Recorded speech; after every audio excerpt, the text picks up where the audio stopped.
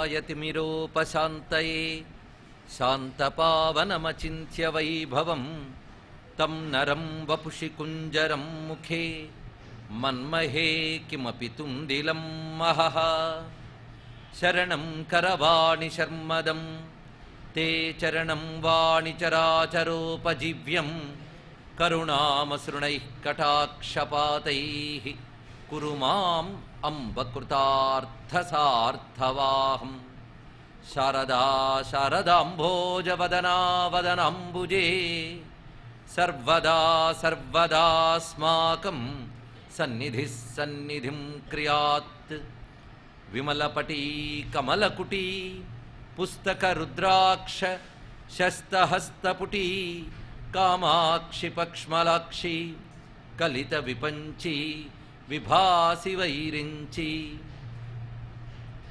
वागर्थाविव सम्पृक्तौ वागर्थप्रतिपत्तये जगतः पितरौ वन्दे पार्वती परमेश्वरौ गुरवे सर्वलोकानां भिषजे भवरोगिणां निधये सर्वविद्यानां दक्षिणामूर्तये नमः।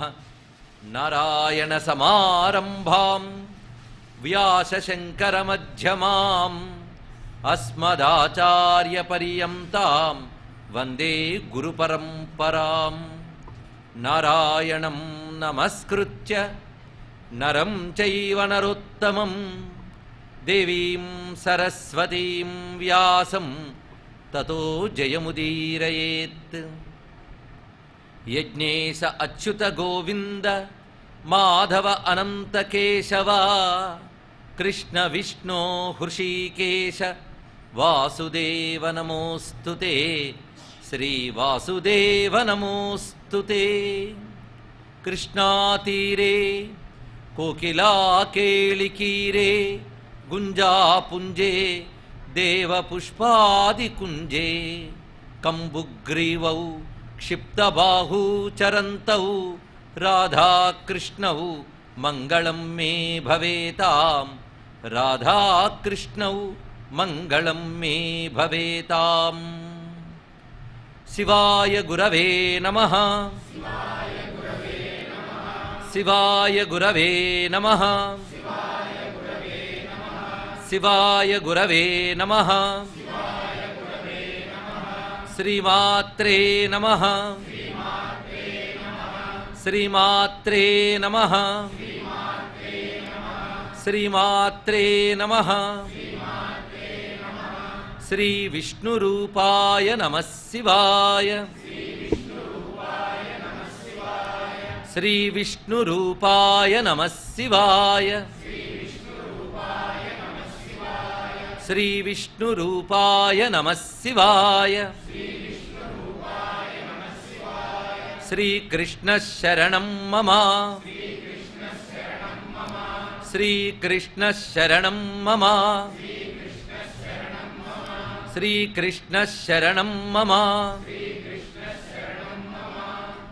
नमो महद्भ्यो ऋषिभ्यो गुरुभ्यो नमः।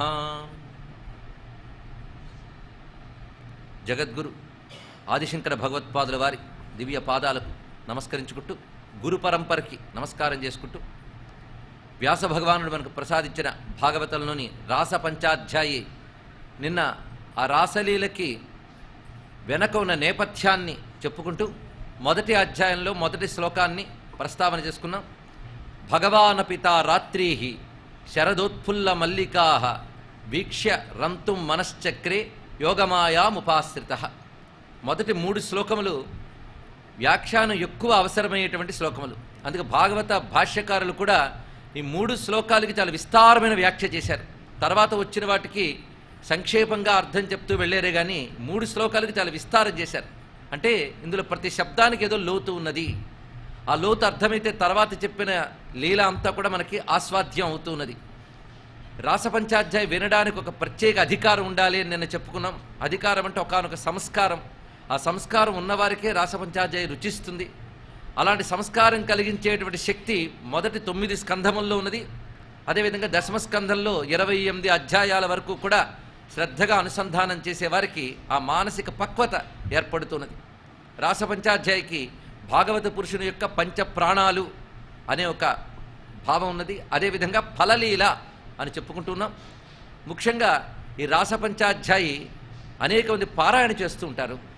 రాసపంచాధ్యాయి పారాయణ చేయకుండా భాగవతం చెప్పరాదు అని ఒక నియమం పెట్టారు కొందరు రసోపాసకులు. రసోపాసన అని ఒక ప్రత్యేకమైన పదం కనబడుతుంది. అవి మనం అనుకునే మంత్రోపాసనలన్నిటికంటే భిన్నంగా ఉంటుంది రసోపాసన. రసం అనే శబ్దానికి భగవద్ అనుభవము అర్థం. ఇది అలాగే గుర్తుపెట్టుకుంటే మనది రాస లీల గనక రసము అనగా అనుభవం. ఏ అనుభవం అది? భగవద్ అనుభవం. అసలు ఆనందానుభూతికే రసము అని పేరు. అందుకు రసోవై సహా అని ఒక మాట ఉన్నది, ఛాందోగ్యంలో కనబడుతుంది మంత్రం. రసం అనగా బ్రహ్మమే రసము కనుక రసశబ్దం ఎవరిది? బ్రహ్మమునది. ఆ బ్రహ్మ గురించి ఉపనిషత్తు మరొక చోట ఆనందో బ్రహ్మేతి వ్యజానాత్ ఆనందాదేవ కల్విమాని భూతాన్ని జాయంతే అని ఆనందమే బ్రహ్మము అని చెప్తున్నది. బ్రహ్మమే రసము అన్నది అంటే అర్థం ఏంటి? ఆనందమే రసము, ఆనందానుభూతి రసము. ఆ ఆనందం ఏది? ఏదైనా అచ్చమైన ఆనందం చెప్పాలి కానీ నకిలీ ఆనందాల గురించి చెప్పరాదు ఇక్కడ. మనం అనుకునేవన్నీ నకిలీ ఆనందాలే. అసలీ ఆనందం ఏదయ్యా అంటే కేవలం భగవద్ అనుభవం మాత్రమే, బ్రహ్మానుభవం మాత్రమే. అందుకే ఆనందానికి రెండు విశేషణాలు పెట్టారు, సత్ చిత్. శాశ్వతమైనది, పూర్తి జ్ఞానమయమైనది అని. మన లోకంలో అనుభవించే ఆనందాలు అనుకునే వాటికి రెండు లక్షణాలు లేవు. నేను ఆనందాలకి అనలేదు, ఆనందాలు అనుకునే వాటికి అన్నాం ఇక్కడ. మన ఆనందాలను ఏవైతే అనుకుంటున్నామో వాటికి రెండు లక్షణాలు లేవు. ఏవి? సత్ చిత్తు అనే లక్షణాలు లేవు. సత్ అంటే శాశ్వతమైన ఉనికి, చిత్ అంటే చైతన్యము లేదా జ్ఞానము. ఆ రెండు లక్షణాలు లేవు ఇక్కడ. ఇవి కేవలం ఆభాసానందములే. కనుక భగవదానందానుభవానికే రసమని పేరు. అలాంటి రస సంబంధమే రాసము. ఆ రాసము గురించి చెప్పేవి 5 అధ్యాయాలు. అందుకే అటువంటి రసాన్ని పొందడానికి ఒక ప్రత్యేకమైన ఉపాసన చెప్తున్నారు వాళ్ళు.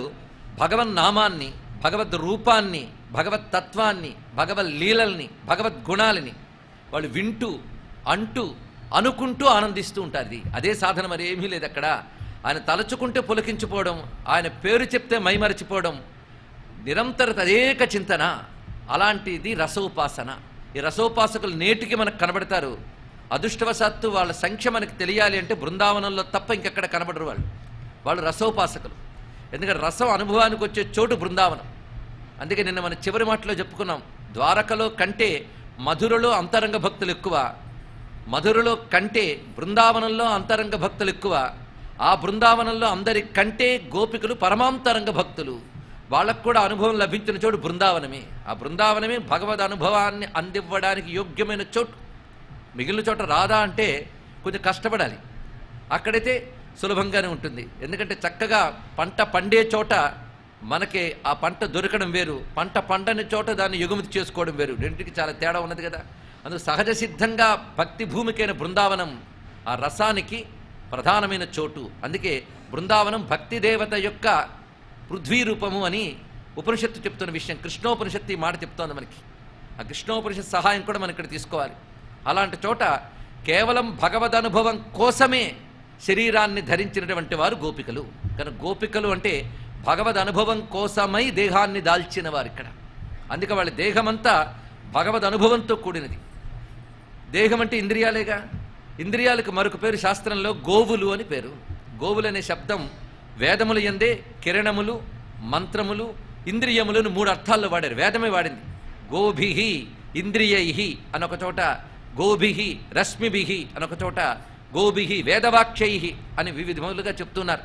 అందుకే శంకర భగవత్పాదుల వారు కూడా గోభిర్నిగతిత గోవింద స్ఫుట నామానం బహునామానం చింతామణి మహిమానం ప్రణమత గోవిందం పరమానందం అంటూ గోభిర్నిగదిత గోవింద స్ఫుట అంటూ గోశబ్దానికి ఆయన అక్కడ సూచన ఇచ్చారు.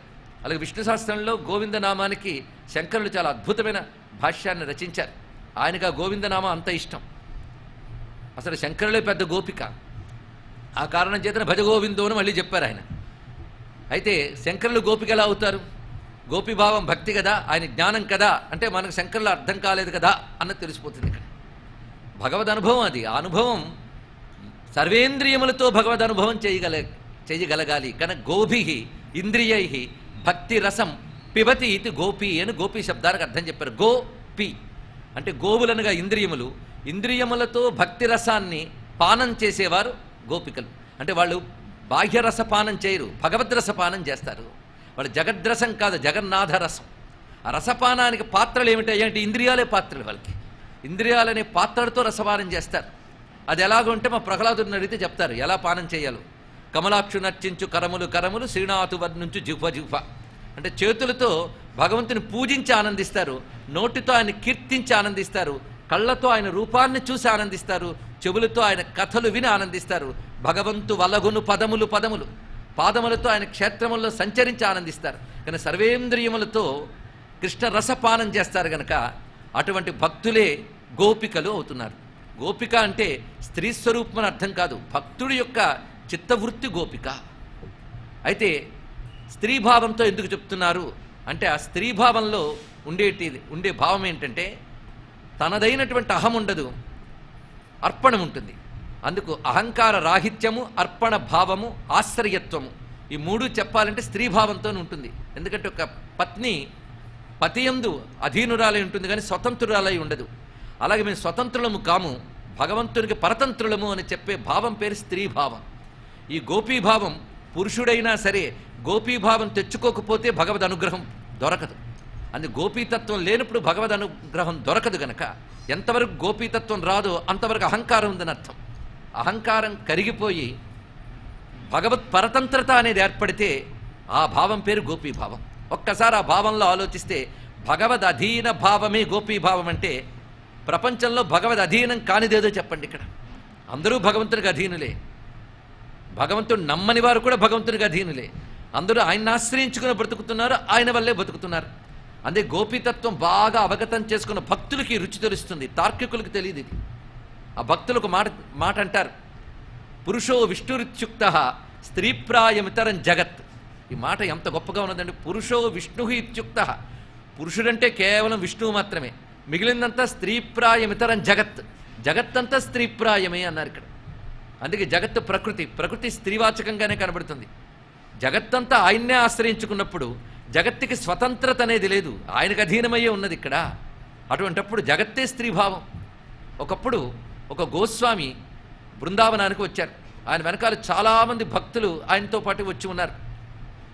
భక్తుల్ని దర్శించి ఉత్సాహం పొందుతూ ఉంటారు, అదొక సాధనలో ఒక భాగం. మీరాబాయి ఉన్నటువంటి కాలం అది. ఆ సమయంలో ఆ గోస్వామి వచ్చారని చెప్పి మీరాబాయి ఆయన దర్శిస్తాను అని అనుమతి కోరుతూ ఒక లేఖ పంపినది. ఆయన మేము యతీశ్వరులము, స్త్రీలను దర్శించము అని తిరిగి జవాబు పంపాడు. మళ్ళీ ఆవిడ ఉత్తరం పంపిందిట, బృందావనంలో కృష్ణుడు కాక మరొక పురుషుడు ఉన్నాడా అని అన్నదట. అప్పుడు మనకి మీరాబాయి భావం అర్థమవుతున్నది, అది గోపీభావం అనేది.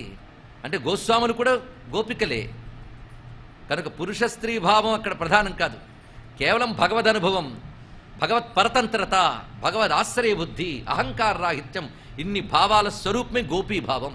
అలాంటి గోపికలను అనుగ్రహించాలని స్వామి సంకల్పం చేశాడు. అప్పుడు ప్రారంభమవుతోంది రాసవంచాధ్యాయి. అలాంటి గోపీభావంతో సాధన చేస్తే దాని పేరు రసోపాసన అంటారు ఇక్కడ. అందుకే భాగవత భాషలో రసికులు అంటే అర్థం ఏంటంటే కృష్ణ భక్తులు అర్థం. రసికులు అంటే కృష్ణ భక్తులు. మనం రసికులు అంటే సంగీతం విని తల్లూపేవారు, డ్యాన్సులు చూసి ఆహా అనేవాళ్ళు, వీళ్ళని రసికులు అంటూ ఉంటాం. ఆఖరి రసిక శబ్దాన్ని ఎంత దిగజార్చాలో అంత దిగజార్చిన వాళ్ళు ఉన్నారు, వాళ్ళందరూ లౌకికులు.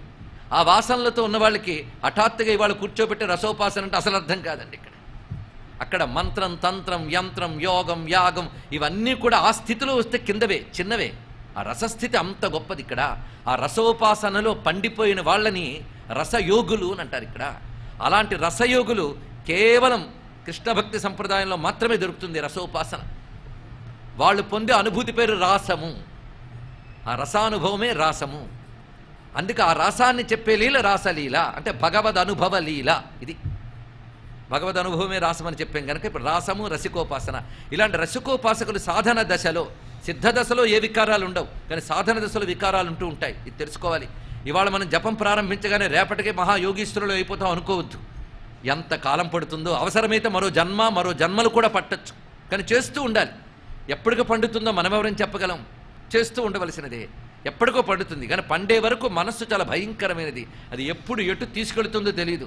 ఇవాళ బాగుందని నమ్మి ఊరుకోకూడదు, రేపు లాగేస్తుంది అక్కడ. అలా మనస్సు అనేక వికారాలకు లోనవుతూ ఉంటుంది ఇక్కడ. అలా అనేక వికారాలకు లోనవుతూ కామాది వికారాలకు మనస్సు లోనైనప్పుడు విశుద్ధమైన గోపికా ప్రేమ ఎలా అర్థమవుతుంది? వాళ్ళది కామమా అంటే కామమే, కానీ కామం కాదు. నిన్ననే మనం చెప్పుకున్నాం ఎలా కామం కాదు. కృష్ణుడే చెప్పాడు ఒక్క వాక్యంలో, అలాంటి శుద్ధమైన కామనాభావం అర్థం కావాలంటే శుద్ధము కాని కామనాభావం మన నుంచి తొలగాలి. కానీ మానవ సహజమైన ప్రారంధం, దేహ సహజమైన పాప వికారాలు ఉంటాయి. అవి తొలగించుకునే ప్రయత్నం చేయాలి. బంగారమైన శుద్ధంగా దొరకదు, శుద్ధం చేసుకుంటాం, అవునా లేదా? అలాగే మనం కూడా శుద్ధులమై ఉండం, మాలిన్యంతో ఉంటాం. మరి దాన్ని తపస్సుతో కరిగించుకుని శుద్ధులం కావాలి. అలాంటి తపస్సు ఏమిటయ్యా? ఒకవేళ కామవికారం మనస్సులో కలిగింది, ఎవరికి చెప్పుకోకపోయినప్పటికి కూడా దోషం తొలగించుకోవాల్సిన బాధ్యత మనది, అంతే కదా? రోగం ఉందని ఎవరికి తెలియకపోయినంత మాత్రాన తృప్తి పడిపోతే ఎలాగా? రోగం పోగొట్టుకోవద్దు. అలాగే ఆ హృదయంలో ఉన్న కామాది వికార రోగములు పోగొట్టుకోవాలి అంటే పరిష్కారం ఏది? దీనికి రస సంప్రదాయంలో ఒక అద్భుతమైన పరిష్కారం చెప్పారు. అదేమిటంటే రాస పంచాధ్యాయి పారాయణ చేస్తే కామదోషం పోతుంది. ఇది దీని యొక్క గొప్ప అద్భుతమైన విషయం. అంటే ఇక్కడ కామదోషాన్ని పోగొట్టే రాసలీల కామలీల ఎలా అవుతుంది? అప్పుడే అర్థమవుతుంది ఇక్కడ. అంటే రాసలీల కామలీల కాదు, కామలీల అయితే రాసలీల పారాయణ కామదోషాన్ని ఎలా పోగొడుతుంది? ఇప్పటికీ భగవద్భక్తులు బృందావనంలో రాసపంచాధ్యాయి ప్రత్యేక పారాయణగా చేసుకుంటారు. ఆ చేసేటప్పుడు వ్రతం పాలన చేస్తారు. ఆహారాన్ని వర్జించి కేవలం క్షీరాన్ని మాత్రమే స్వీకరించి, అది కృష్ణ నివేదితమైన క్షీరాన్ని స్వీకరిస్తూ వారు రాసపంచాధ్యాయి పారాయణ చేస్తారు. రాసపంచాధ్యాయి పారాయణ వల్ల కామజనిత దోషం పోతుంది. అందుకే శ్రీధరులు వారు రాసపంచాధ్యాయికి భాష్యం రాస్తూ కామ విజయాక్షాపనము అని ఒక మాట అన్నారు. కామ విజయాక్షాపనం అంటే కామ విజయాన్ని తెలియజేసే లీల అన్నారు. కాముణ్ణి గెలిచిన లీల, కాముడికి లొంగిన లీల అయితే కామలీల, కాముణ్ణి గెలిచిన లీల అన్నారు. ఎంత అద్భుతమైన మాట ఇది! కనుక ఇది కాముణ్ణి గెలిచిన లీల. కామాది వికారాలు ఉన్నంత వరకు పరమాత్మను పొందలేమే. ఎందుకంటే ఒక దోషభూయిష్టమైన వస్తువుని దేవుడికి నివేదించడానికే మనం సిద్ధపడం, దాన్ని శుద్ధి చేయనిది, అవునా లేదా? కుళ్ళిపోయిన పండు పళ్ళెంలో పెట్టి దేవుడి దగ్గరికి పొరపాటును తెస్తే కనీసం నివేదన సమయంలోనే చూసి పారేస్తాం. కుళ్ళిన పండినే పెట్టట్లేదే, కుళ్ళిన మనస్సును ఎలా పెడతామండి ఇక్కడ? అందుకు అలాంటి కామాది వికారముల చేత కుళ్ళుతనం లేకుండా చేసుకోగలగాలి. అది చేసుకోవడానికి పనికొచ్చేది రాసపంచాధ్యాయి అన్నారు ఇక్కడ. అలాంటి రాసపంచాధ్యాయి పారాయణమే మన శుద్ధుల్ని చేస్తుంది. అంటే ఎంత శుద్ధమైన లీలో ఇది అర్థం చేసుకోవాలి. ఒక్క ప్రక్రియ చెప్తున్నది లీల ఎంత శుద్ధమైనటువంటిదో. అందుకు రాసలీలలో ఇంకా మనకేదో వికారాలు కనబడ్డాయంటే ఇంకా మనం రాసలీల పారాయణ చేయాల్సి ఉంది అని తెలుస్తుంది ఇక్కడ. అశుద్ధత ఏర్పడ్డాక అప్పుడు రాసపంచాధ్యాయుల అద్భుతాలు మనకు కనబడుతుంటాయి. అలాంటి రాసలీల శ్రవణ ఫలాన్ని ముందు చూద్దాం. సాధారణంగా ఫలశ్రుతి అందరూ ఆఖరికి చెప్తారు, ఈరోజు మాత్రం ముందు చెప్తున్నాం ఫలశ్రుతి. ఫలశ్రుతి ఎందుకు ముందు చెప్తారో మనం అనేక మార్లు చెప్పుకున్నాం. తెలిస్తే మరింత ఆసక్తి పెరుగుతుంది అని ఇక్కడ. దీని ఫలశ్రుతి ఏమిటో సంస్కృత శ్లోకంలోనే చెప్పుకుందాం. అత్యద్భుతమైన ఫలశ్రుతి చెప్తున్నాడు. హృద్రోగమాస్వపహినోత్యతి అచిరేణ ధీర, హృద్రోగం ఆస్వపహినోతి అచిరేణ ధీర. ఇది విన్నవారి గుండె జబ్బులు పోతాయని అయ్యో ముందే చెప్పారు కాదు. అసలే హార్ట్ పేషెంట్లు చాలామంది ఇక్కడ తెచ్చి కూర్చోబెట్టేవాళ్ళం. ఎందుకంటే హృద్రోగాలు పోతాయి కదా. ఏమో భాగవతంలో ప్రతిదానికి భౌతిక ఫలము ఉంది, తాత్విక ఫలము ఉన్నది. ఇక్కడ భౌతిక ఫలం కోరుకుంటే గుండె జబ్బులు ఉన్నప్పుడు రాసలీలు వింటే పోతుందేమో, మనకేం తెలుసు. అయితే గుండె జబ్బు అంటే హృదయానుకున్న జబ్బు, హృద్రోగం. హృదయం అంటే హార్ట్ అనే కాదు కదా, హృదయం ఒకటి ఉంది లోపల. ఎలా ఉంటుంది, ఎలా ఉంటుందో తెలియదు, దాని పేరు హృదయం. అదే హృదయం. దాని మనస్సు అంటారు, మీ ఇష్టం ఏదైనా అనుకోండి. అది మాత్రం కనబడుతుందా? మన ప్రాణముల కేంద్రం హృదయం, మనస్సుకి ప్రాణానికి కూడా కేంద్రం హృదయం. ఆ హృదయంలో ఉన్న జబ్బు పోగొడుతుంది రాసలీల అన్నారు. ఎంత అందమైన మాట. ఆ హృదయంలో ఉన్న జబ్బే చాలా ప్రమాదకారండి. ఆ జబ్బు ఎన్ని జన్మలెత్తినా క్యూర్ కావట్లేదు. దానికే మన ఆధ్యాత్మిక భాషలో మరో పేరుంది, భవరోగం, సంసార రోగం. ఇదే పెద్ద రోగం. దాని ఆరిజిన్ హృదయంలో ఉందిట. అక్కడ క్రిమి ఉంది, దానివల్ల ఏర్పడుతుంది సంసారమైన రోగం. ఆ క్రిమిని తీసి పారేస్తుంది. అంటే హృదయంలో పుట్టే కామాది వికారములైన అవిద్యాదోషములను, అవిద్యాదోషాలను తొలగించగలిగే శక్తి రాసపంచాధ్యాయికి ఉన్నది. ఇంకేం కావాలి ఇక్కడ? అసలు అదొక్కడి పోతే చాలండి. కొత్తగా ఆరోగ్యం ఎక్కడి నుంచో రాక్కర్లేదు, ఉన్న రోగాలు పోతే అదే చాలు ఇక్కడ. కనుక హృద్రోగం పోతే అంతకంటే శుద్ధి సిద్ధి మరేమున్నది?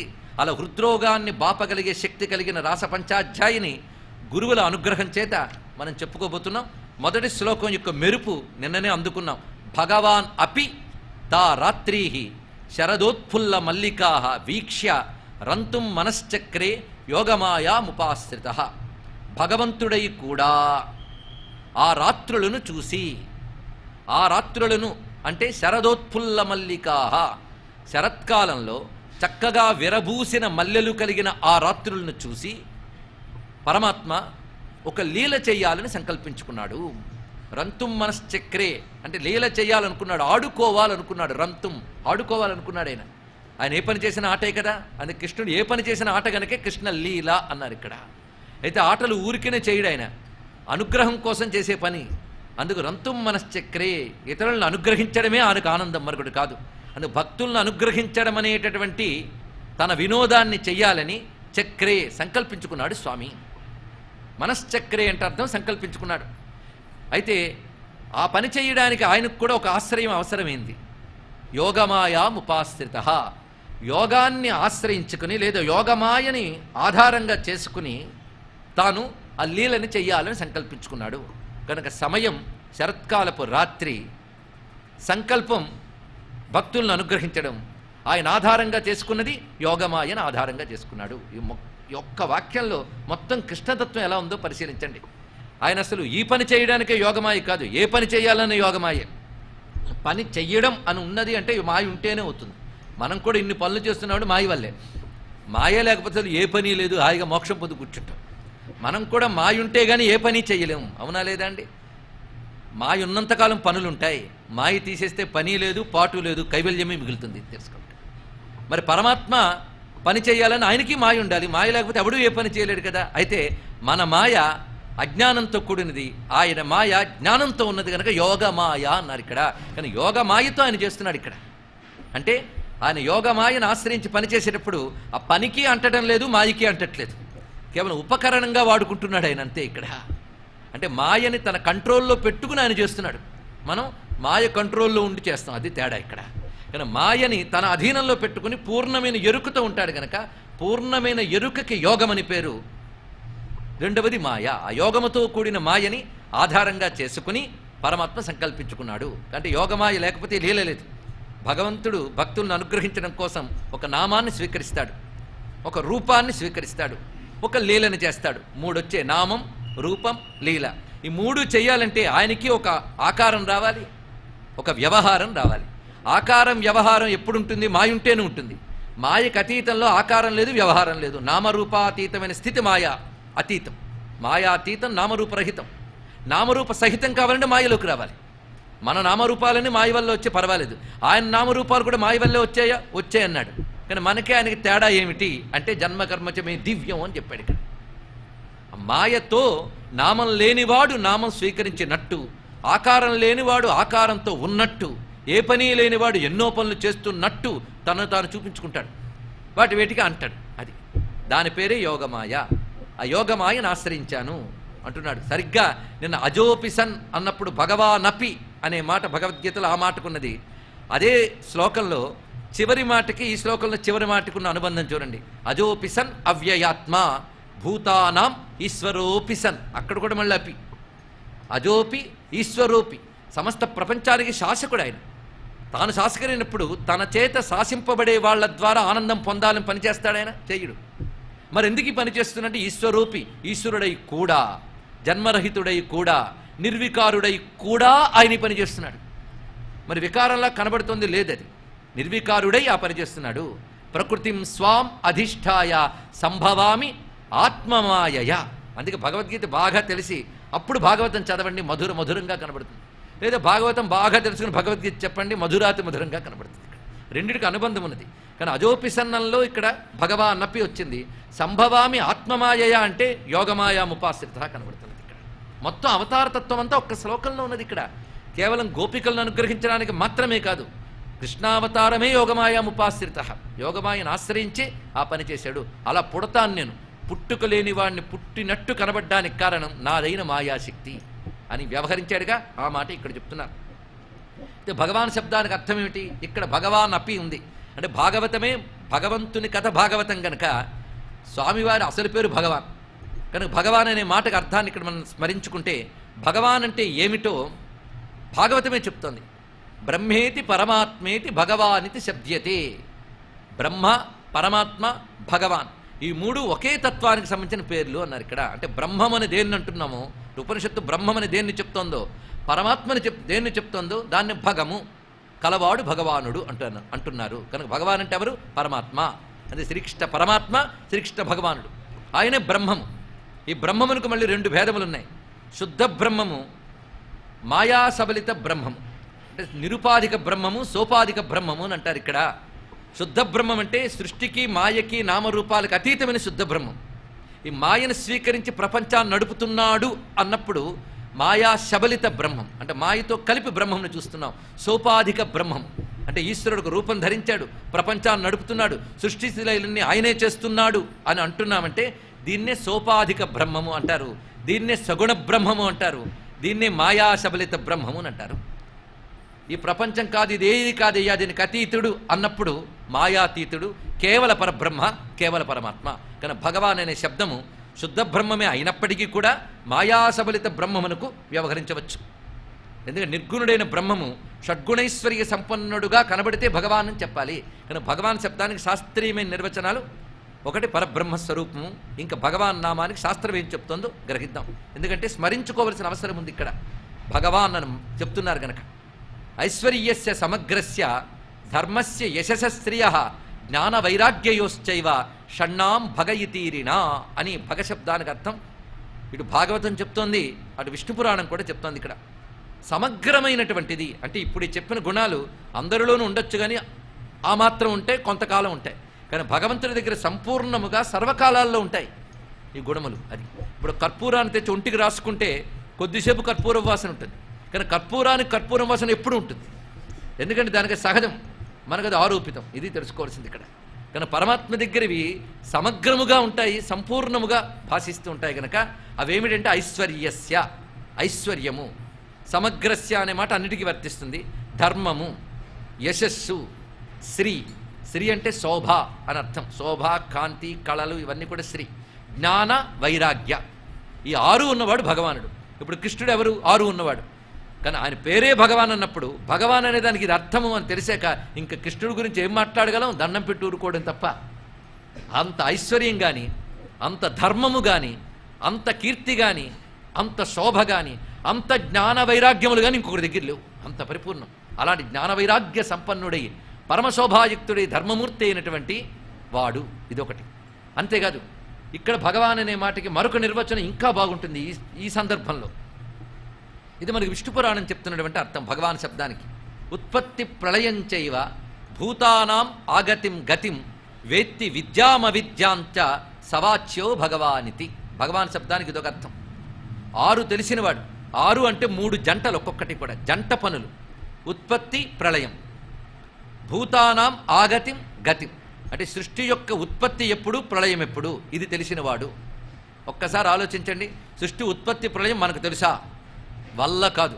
తెలుసుకోవాలని ప్రశ్నిస్తే ఆయువు అయిపోతుంది తప్ప ప్రయోజనం ఏం లేదు. కానీ సృష్టి యొక్క ఉత్పత్తి ప్రళయం ఎవరికి తెలుసు? ఆయనకు తెలుసు.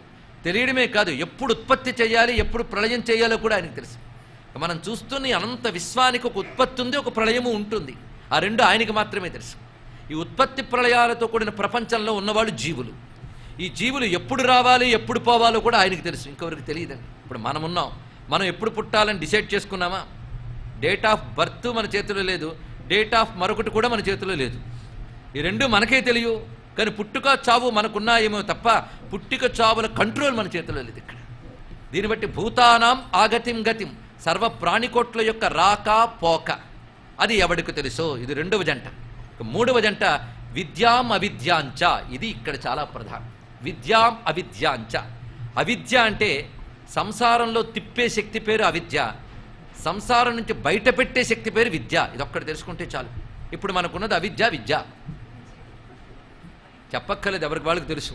ఇంకా సంసారంలో పెరుగుతూ ఇంత కృష్ణరాసలీల విని మొత్తం అఖండ వైరాగ్యంతో కూడినటువంటి వివేక చూడమని ప్రవచనం చెప్పే ఒక అద్భుతమైన సంఘటన జరిగిందండి.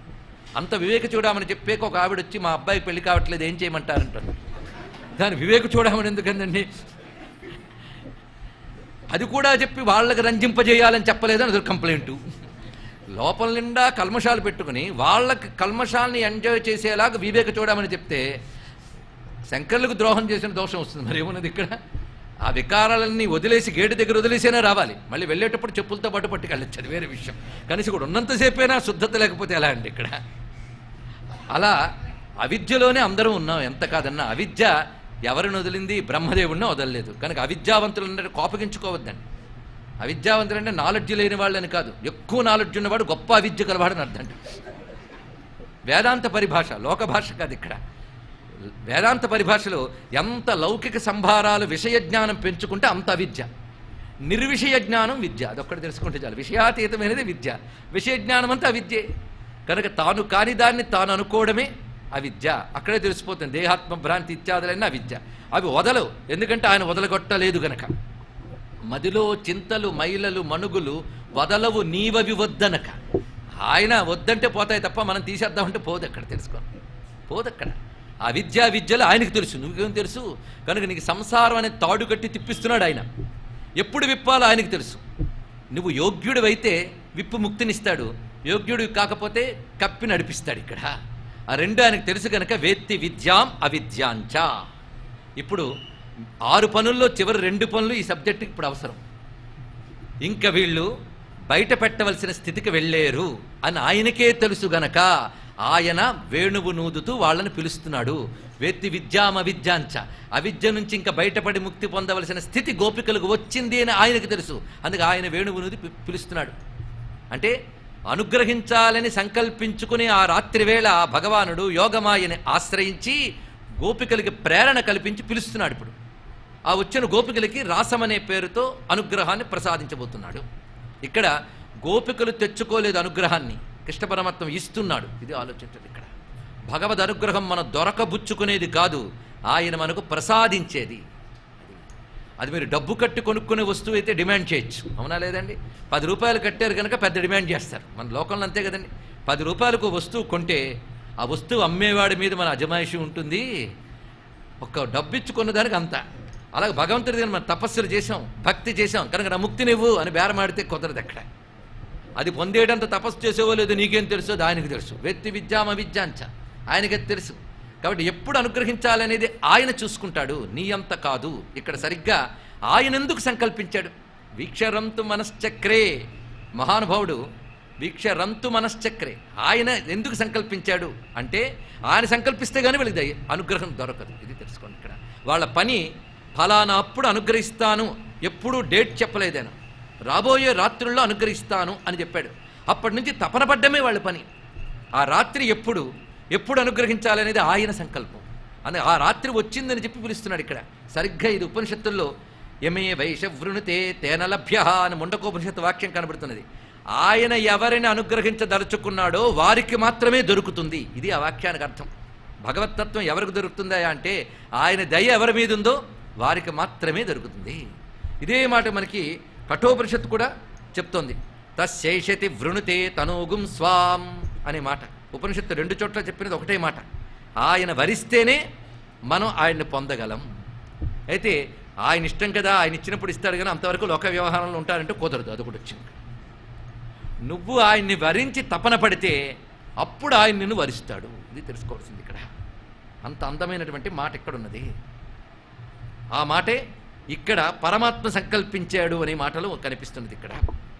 అయితే యోగమాయాముపాశ్రిత శరదోత్ఫుల్ల మల్లిక. ఇప్పుడు భగవాన్ అపి అర్థమైంది కదా. అపిశబ్దం నేను చెప్పుకున్నది అజోపి, అదొకటి. భక్తులు కూడా ఏ గ్రంథి ముడి లేకపోయినా ఆరాధిస్తున్నారు, ఏ కామనా లేకపోయినా ఆయన అనుగ్రహిస్తున్నాడు. ఇద్దరికీ అపిశబ్దం వాడారు భాగవతంలో. అందుకే అపిశబ్దం చాలా గొప్పది. భాగవత అనుభూతి కలిగిన వ్యాఖ్యాతులు సిద్ధపురుషులు చాలామంది రాసపంచాధ్యాయికి అనేక వ్యాఖ్యానాలు ఉన్నాయి, భాగవతానికి అనేక వ్యాఖ్యాలు ఉన్నాయి. రాసపంచాధ్యాయికి విశ్వనాథ చక్రవర్తి గారు మొదలైనటువంటి మహాత్ములు సంస్కృతంలో చాలా భాష్యాలు రచించారు. సామాన్యం కాదు, అత్యద్భుతమైన భాష్యాలు. వాళ్ళందరూ నిర్వికారులు, యతీశ్వరులు, అది మర్చిపోరాదు. నిన్న కొందరు పేర్లు చెప్పుకున్న అఖండానంద సరస్వతి మహారాజ్, కరపాత్రి స్వామి వారు, అదేవిధంగా కృష్ణలీలా తరంగణి పేరుతో నారాయణ తీర్థుల వారు, వీళ్ళందరూ రాసపంచాధ్యాయికి భాష్యం రచించిన వాళ్ళే. అదృష్టవశాత్తు అలాంటి పెద్దల భాష్యాలన్నీ వాళ్ళ పాదాలు పట్టుకుని అధ్యయనం చేసిన అనుభూతిని మీకు ఇక్కడ చెప్పడం జరుగుతుంది. ఇక్కడ ఒకచోట భాష్యకారుడు చెప్తాడు అజోపి అనేటువంటి లేదా భగవానపి అనే మాటకి, యద్యపి అసౌ పూర్ణకామ తథాపి పూర్వకోటి జన్మసు అస్మిశ్చ జన్మని ఉపాశ్రితో రమణార్థమేవ సమ్యగారాధితో యస్తాభి స తాస్తాం అభిలషిత రమణానరూపా రాత్రిశ్చక్రే. ఇది భాష్యం రాశారండి మొత్తం ఈ శ్లోకానికి అంతరికి కలిపి. అసౌ పూర్ణకామ తథాపి, భగవానుడైన కృష్ణుడు పూర్ణకాముడు. పూర్ణకాముడు అంటే ఏ కొరత లేనివాడు, ఏ కోరిక లేనివాడు. అంటే గోపికల్ని పిలిచి వాళ్ళని అనుగ్రహించాడు అంటే వాళ్లతో రమించాలని ఆయన అనుకున్నాడా? ఆయన కోరికున్నదా? అంటే ఆయన కోరికే లేదయ్యా.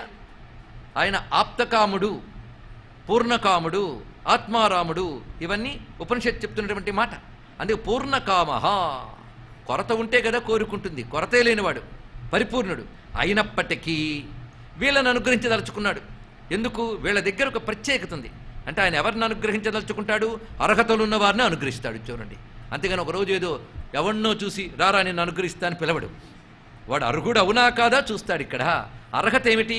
పూర్వకోటి జన్మస్సు. ఆ మాట ఎంత గొప్పగా చెప్పారు చూడండి. గోపికల అర్హత ఏమిటో, పూర్వకోటి జన్మస్సు, గతించిన కోట్ల కొలది జన్మలలోనూ, అస్మిష్ట జన్మని ఈ జన్మలోనూ కూడా సమ్యగారాధిత యస్తాభి, సంపూర్ణముగా పరమాత్మ కోసమై ఆరాధించిన వారు. ఎంత అందమైన మాట అండి. రమణార్థమేవ ఆరాధిత అన్నారు. మనము ఆరాధిస్తున్నాం దేనికోసం? పరమాత్మ కోసమా? అది ప్రశ్న వేయాలి ఇక్కడ. అందుకు రమణార్థమేవ సమ్యగారాధిత, భగవదనుభవం కోసమై కోట్ల జన్మల నుంచి ఆరాధిస్తూ ఈ జన్మలో కూడా చేసినటువంటి వారెవరైతే ఉన్నారో అటువంటి గోపికల్ని అనుగ్రహించడానికై పూర్ణకాముడై కూడా స్వామివారు ఈ విధంగా లీలని చేస్తున్నారు. అంటే పరమాత్మ దేనికి అంటనివాడైనా భక్తుల కోసం అంటించుకుంటాడు. అది తెలుసుకోండి ఇక్కడ. అది ఎలాగూ యోగమాయాముపాశ్రిత. ఇది దయని చెప్తున్నాడు ఇక్కడ. ఇప్పుడు యోగమాయని ఆశ్రయించి, నిజంగా భాష్యాలు చదువుతూ ఉంటే నిన్న చెప్పినట్లు ఉపన్యాసం చెప్పాలనిపించదండి. ఎందుకంటే ఇన్ని అర్థాలు చెప్పాలా ఏంటండి, అసలు ఉన్నది 5 రోజులైతే అంటారు లౌకికులు. అందుకే ఆ లౌకిక వాసనలు వదిలితే కానీ రాసలేదు అంటది. ఒక్క యోగమాయాముపాశ్రిత అనే దానికి కరపాత్రి స్వామి వారు గ్రంథం రాశారు తెలుసా. కేవలం యోగమాయాముపాశ్రిత ఒక్క మాటకు చాలు. దాంతోనే మొత్తం 7 రోజులు కాలక్షేపం చేయొచ్చు, అంత ఉన్నది. మరి ఆయన అంత చెప్తే నేను కొంతైనా చెప్పకపోతే తప్పు కదండి, భాగవతాపచారం. యోగమాయని ఉపాశ్రిత తన దగ్గర తీసుకుని స్వామివారు ఇల్లుల్ని చేస్తున్నారు. ఇప్పుడు యోగమాయ అంటే ఏమిటో చెప్తున్నారు ఇక్కడ. యోగమాయ అంటే ముందు మాయ అనగానే మనకి ఏమనిపిస్తుందండి? మొత్తం జంతర్ మంతర్ మాయ, మోసం, అవి ఇలాంటి అర్థాలు చెప్తాం. కానీ మాయ అనేదానికి అనేక అర్థాలు ఉన్నాయి. మాయ అంటే ఒకటి అఘటన ఘటన పటీయసి మాయ ఒక అర్థం. అంటే సాధ్యము కాదు అనుకున్న దాన్ని కూడా సాధ్యం చేయగలిగే శక్తి పేరు మాయ. మనకు సాధ్యం కాదు, ఆయనకి సాధ్యం అది. కనుక దేన్నైనా సాధ్యం చేయగలడు, అసాధ్యాన్ని సుసాధ్యం చేయగలిగే శక్తి. లేకపోతే ఆకాశంలో వేలాడుతూ భూమి ఉండడం ఏంటి, దాని మీద హాయిగా మనం ఉండడం ఏంటి? ఇది మాయ కాకపోతే ఏంటి చెప్పండి ఇక్కడ. ఒక ఆయన ఉదయించుడు అస్తమించడు, అలాగే ఉంటాడు. కానీ ఆయన ఉదయిస్తున్నట్టు అస్తమిస్తున్నట్టు కనబడతాడు. ఎప్పుడు తిరుగుతూనే ఉంటుంది ఒకటి, కానీ తిరగనట్టు కనబడుతుంటుంది ఒకటి. చూడండి, తిరగని వాడు తిరుగుతున్నట్టు కనబడతాడు సూర్యుడు, తిరుగుతున్న తిరగనట్టు కనిపిస్తుంది భూమి. ఇది మాయ కాదు, ఇదే మాయ అంటే తెలుసుకోండి. ఇలా ప్రపంచమంతా ఒక చిత్ర విచిత్రంగా నడుపుతుంటాడు. ఇది అని తేల్చలో ఏదో నీకు అర్థం కాదు, దాని పేరు మాయ. మాయ అంటే అర్థం కాలేదంటే చక్కగా అర్థమైందని అర్థం. అంటే అర్థం కాదన్న విషయం అర్థమైంది కదా, దాని పేరు మాయ అనమాట. అందుకు అది విచిత్ర కార్యకరీ శక్తి అన్నాడు ఒకటే మాట. మాయకు మరొక నిర్వచనం ఏంటి? విచిత్ర కార్యకరీ శక్తి. ఏ శక్తి ఈశ్వరుడు విశ్వనిర్మాణానికై వినియోగిస్తున్నాడో ఆ శక్తి పేరు మాయా. దీనికి ఎవరి తరపున వాళ్ళు వ్యాఖ్యానించుకోండి. ప్రస్తుతానికి 2 చాలు. అలాంటి విచిత్ర కార్యకరీ శక్తిని పట్టుకున్నాడు ఈయన. అయితే చిత్రం ఏంటంటే మాయ ఆయన దగ్గర ఉంది కానీ ఆయన ఏమి చేయదండి. చిత్రం అది ఇక్కడ. మాయ మనకు దగ్గరకు వస్తే చాలు ప్రమాదంలో మునిగిపోతాం, అవునా లేదా? మాయ తగిలితే చాలు దెబ్బతినేస్తున్నాం. మాయ ఆయన దగ్గర ఉంది, ఆయన దెబ్బతినడు. పరమహంస దగ్గరికి వెళ్ళి ఒక ఆయన అడిగట్ట, మాయ ప్రమాదకారి కదా, మరి మాయ ఆయనదే అయినప్పుడు ఆయనకెందుకు ప్రమాదం కలిగించదండి అంటే, పాములో ఉన్న విషం పామునేమి చేయదయ్యా, ఎవడికి కాటేస్తుందో వాడికి చేస్తుంది అని చెప్పాడు. ఆయనకేముంది చక్కని ఉదాహరణలతో భలే చెప్పగలడు ఆయన. కానీ విచిత్ర కార్యకరీ శక్తి అయినటువంటి మాయ ఆయన దగ్గర ఉన్నది ఇక్కడ. దానితో ఆయన ఏం చేస్తున్నాడు? ప్రపంచాన్ని చేస్తున్నాడు. విచిత్రంగా ప్రపంచాన్ని చేశాడు. మనం ఏం చేస్తున్నాం? విచిత్రమైన ప్రపంచాన్ని పట్టుకు వేలాడుతూ ఆయన తెలుసుకోలేకపోతున్నాం. అందుకు మాయను దాటాలన్నారు. మరి ఏమీ లేదండి ఇక్కడ. ఈ పనంతా చేస్తున్నాడు, పనిని చూసి మురిసిపోతున్నాం, పని మంతుడిని పట్టుకోవట్లేదు. అందుకే మాయ దెబ్బతైపోయింది. ఇదంతా ఆయన పని అని తెలిస్తే ఇంకా మనకేం మాయా? అది గ్రహించవలసిన అద్భుతమైన మాట. కానీ యోగమాయ అంటే జ్ఞానముతో కూడిన మాయ. మన దగ్గర ఉన్న మాయకి యోగమాయను పొరపాటును కూడా అనద్దు ఇక్కడ. మనదంతా అయోగమాయ, అవిద్యాస్వరూపం. ఆయన దగ్గర ఉన్నది విద్యాస్వరూపం. అందుకే జ్ఞానస్వరూపమైన మాయ. ఆ మాయతో ఆయన లీలని చేయబోతున్నాడు. ఇది ఒక అర్థం. యోగ మాయాముపాశ్రిత అనే మాటకు మరొక అద్భుతమైన అర్థం చెప్పారు. యోగ అనే శబ్దానికి నిఘంటువుల్లో ఎన్ని అర్థాలు ఉన్నాయో వెతుకన్నాడు ఇక్కడ. యోగ అనే శబ్దానికి నిఘంటువుల్లో మాయా కృపాయాం దంభేచ, మాయా అనే శబ్దానికి చూడండి దయ అని ఒక అర్థం ఉన్నది అన్నాడు. అంటే విచిత్ర కార్యకరీ శక్తి అని కాకుండా దయ అని అర్థం ఉన్నది. అంటే పరమేశ్వరుడు ఇంత ప్రపంచం తన శక్తితో చేస్తున్నాడు, అంతేకాదు దయతో చేస్తున్నాడు. లేకపోతే సూర్యుడు చంద్రుడు ఆయనకు కావాలా? మన కోసమే కదా. కనుక ఇవన్నీ దయ లేకపోతే ఎందుకు చేస్తారండి? మనం జీతం కొడుతున్నామని ఇస్తున్నాడు, పాప ఇంత డబ్బు కట్టాడు కనుక నేను ఇద్దాం అనుకుంటాడు ఆయన. దేనివల్ల ఇదంతా ఇస్తున్నాడు? దయతో ఇస్తున్నాడు. కానీ మాయకి మరొక అర్థం ఏం చెప్పారు పెద్దవాళ్ళు? కృపా.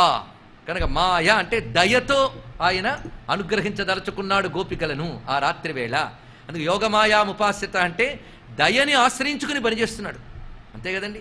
గొప్ప గురువుగారి దగ్గరికి వెళ్ళారు, ఆయన మీకు మంత్రోపదేశం చేశాడు. ఎందుకు చేశాడు? మీరు పెట్టిన దక్షిణ చూసి కాదు, ఆయనకి దయ పుట్టి. ఇది తెలుసుకోండి. ఇక్కడ దక్షిణ చూసి మంత్రోపదేశం చేసేవాళ్ళు ఉంటారు కానీ వాళ్ళు గురువులు కారు. దయపుట్టి ఉపదేశిస్తారు, దయపుట్టి అనుగ్రహిస్తారు. అంటే నీ వల్ల వాడికి ప్రయోజనం లేదు, అయినా నిన్ను అనుగ్రహించండి దయ. అది ఇక్కడ అర్థం. తనకు అపేక్ష లేదు, అయ్యో వీడు పాడైపోతున్నాడు, వీడు బాగు చేయాలి అని, వీడు అర్హుడే, వీడు బాగు చేయాలి అని ఒక బుద్ధి పుడుతుందే, ఆ బుద్ధి పేరు దయ. ఆ దయని ఆధారంగా చేసుకుని భగవంతుడు అనుగ్రహిస్తాడు. దయ లేకపోతే ఏముంటుందంటే ఇక్కడ. అయితే ఆ దయ ఎందుకు ఆ దయని చూపిస్తున్నాడు? మాయా అంటే దయ, యోగ అంటే కలయిక, ఇది చూపిస్తున్నాడు. యోగ మాయ అంటే తనని కలియాలి అని తపన పడుతున్నటువంటి శుద్ధమైనటువంటి అర్హులైనటువంటి గోపికలనే యోగినులకు తనతో కలయికనివ్వాలనే దయ పుట్టి, అది యోగ మాయ.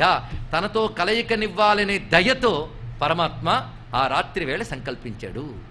ఇప్పుడు యోగమాయ అంటే జ్ఞానముతో కూడిన విచిత్ర కార్యకరీ శక్తి ఒకటి, తనతో కలయికని అంటే ఐక్యాన్ని తన భక్తులకు అనుగ్రహించాలనేటటువంటి దయతో పరమాత్మ పనిచేస్తున్నాడు. ఇప్పుడు రెండవ అర్థం చెప్పుకున్నాం. అంతేకాదు కలయికనిచ్చేది ఎవరు? ఇది చాలా విశేషమైన అంశం. భగవంతుడితో కలయికనిచ్చేది ఏది? భగవంతుడికి మనకు అనుసంధానం ఏది? ఎందుకు నవ్వుతారు? నేను ఇన్ని మార్లు విన్నాం.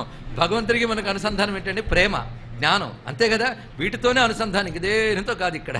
కానీ భగవంతుడికి మనకు అనుసంధానకరి అనేది ఒకటి ఉన్నది, అంటే కలయిక చేసేది, యోగము చేసేటటువంటిది ఒకటి ఉన్నది.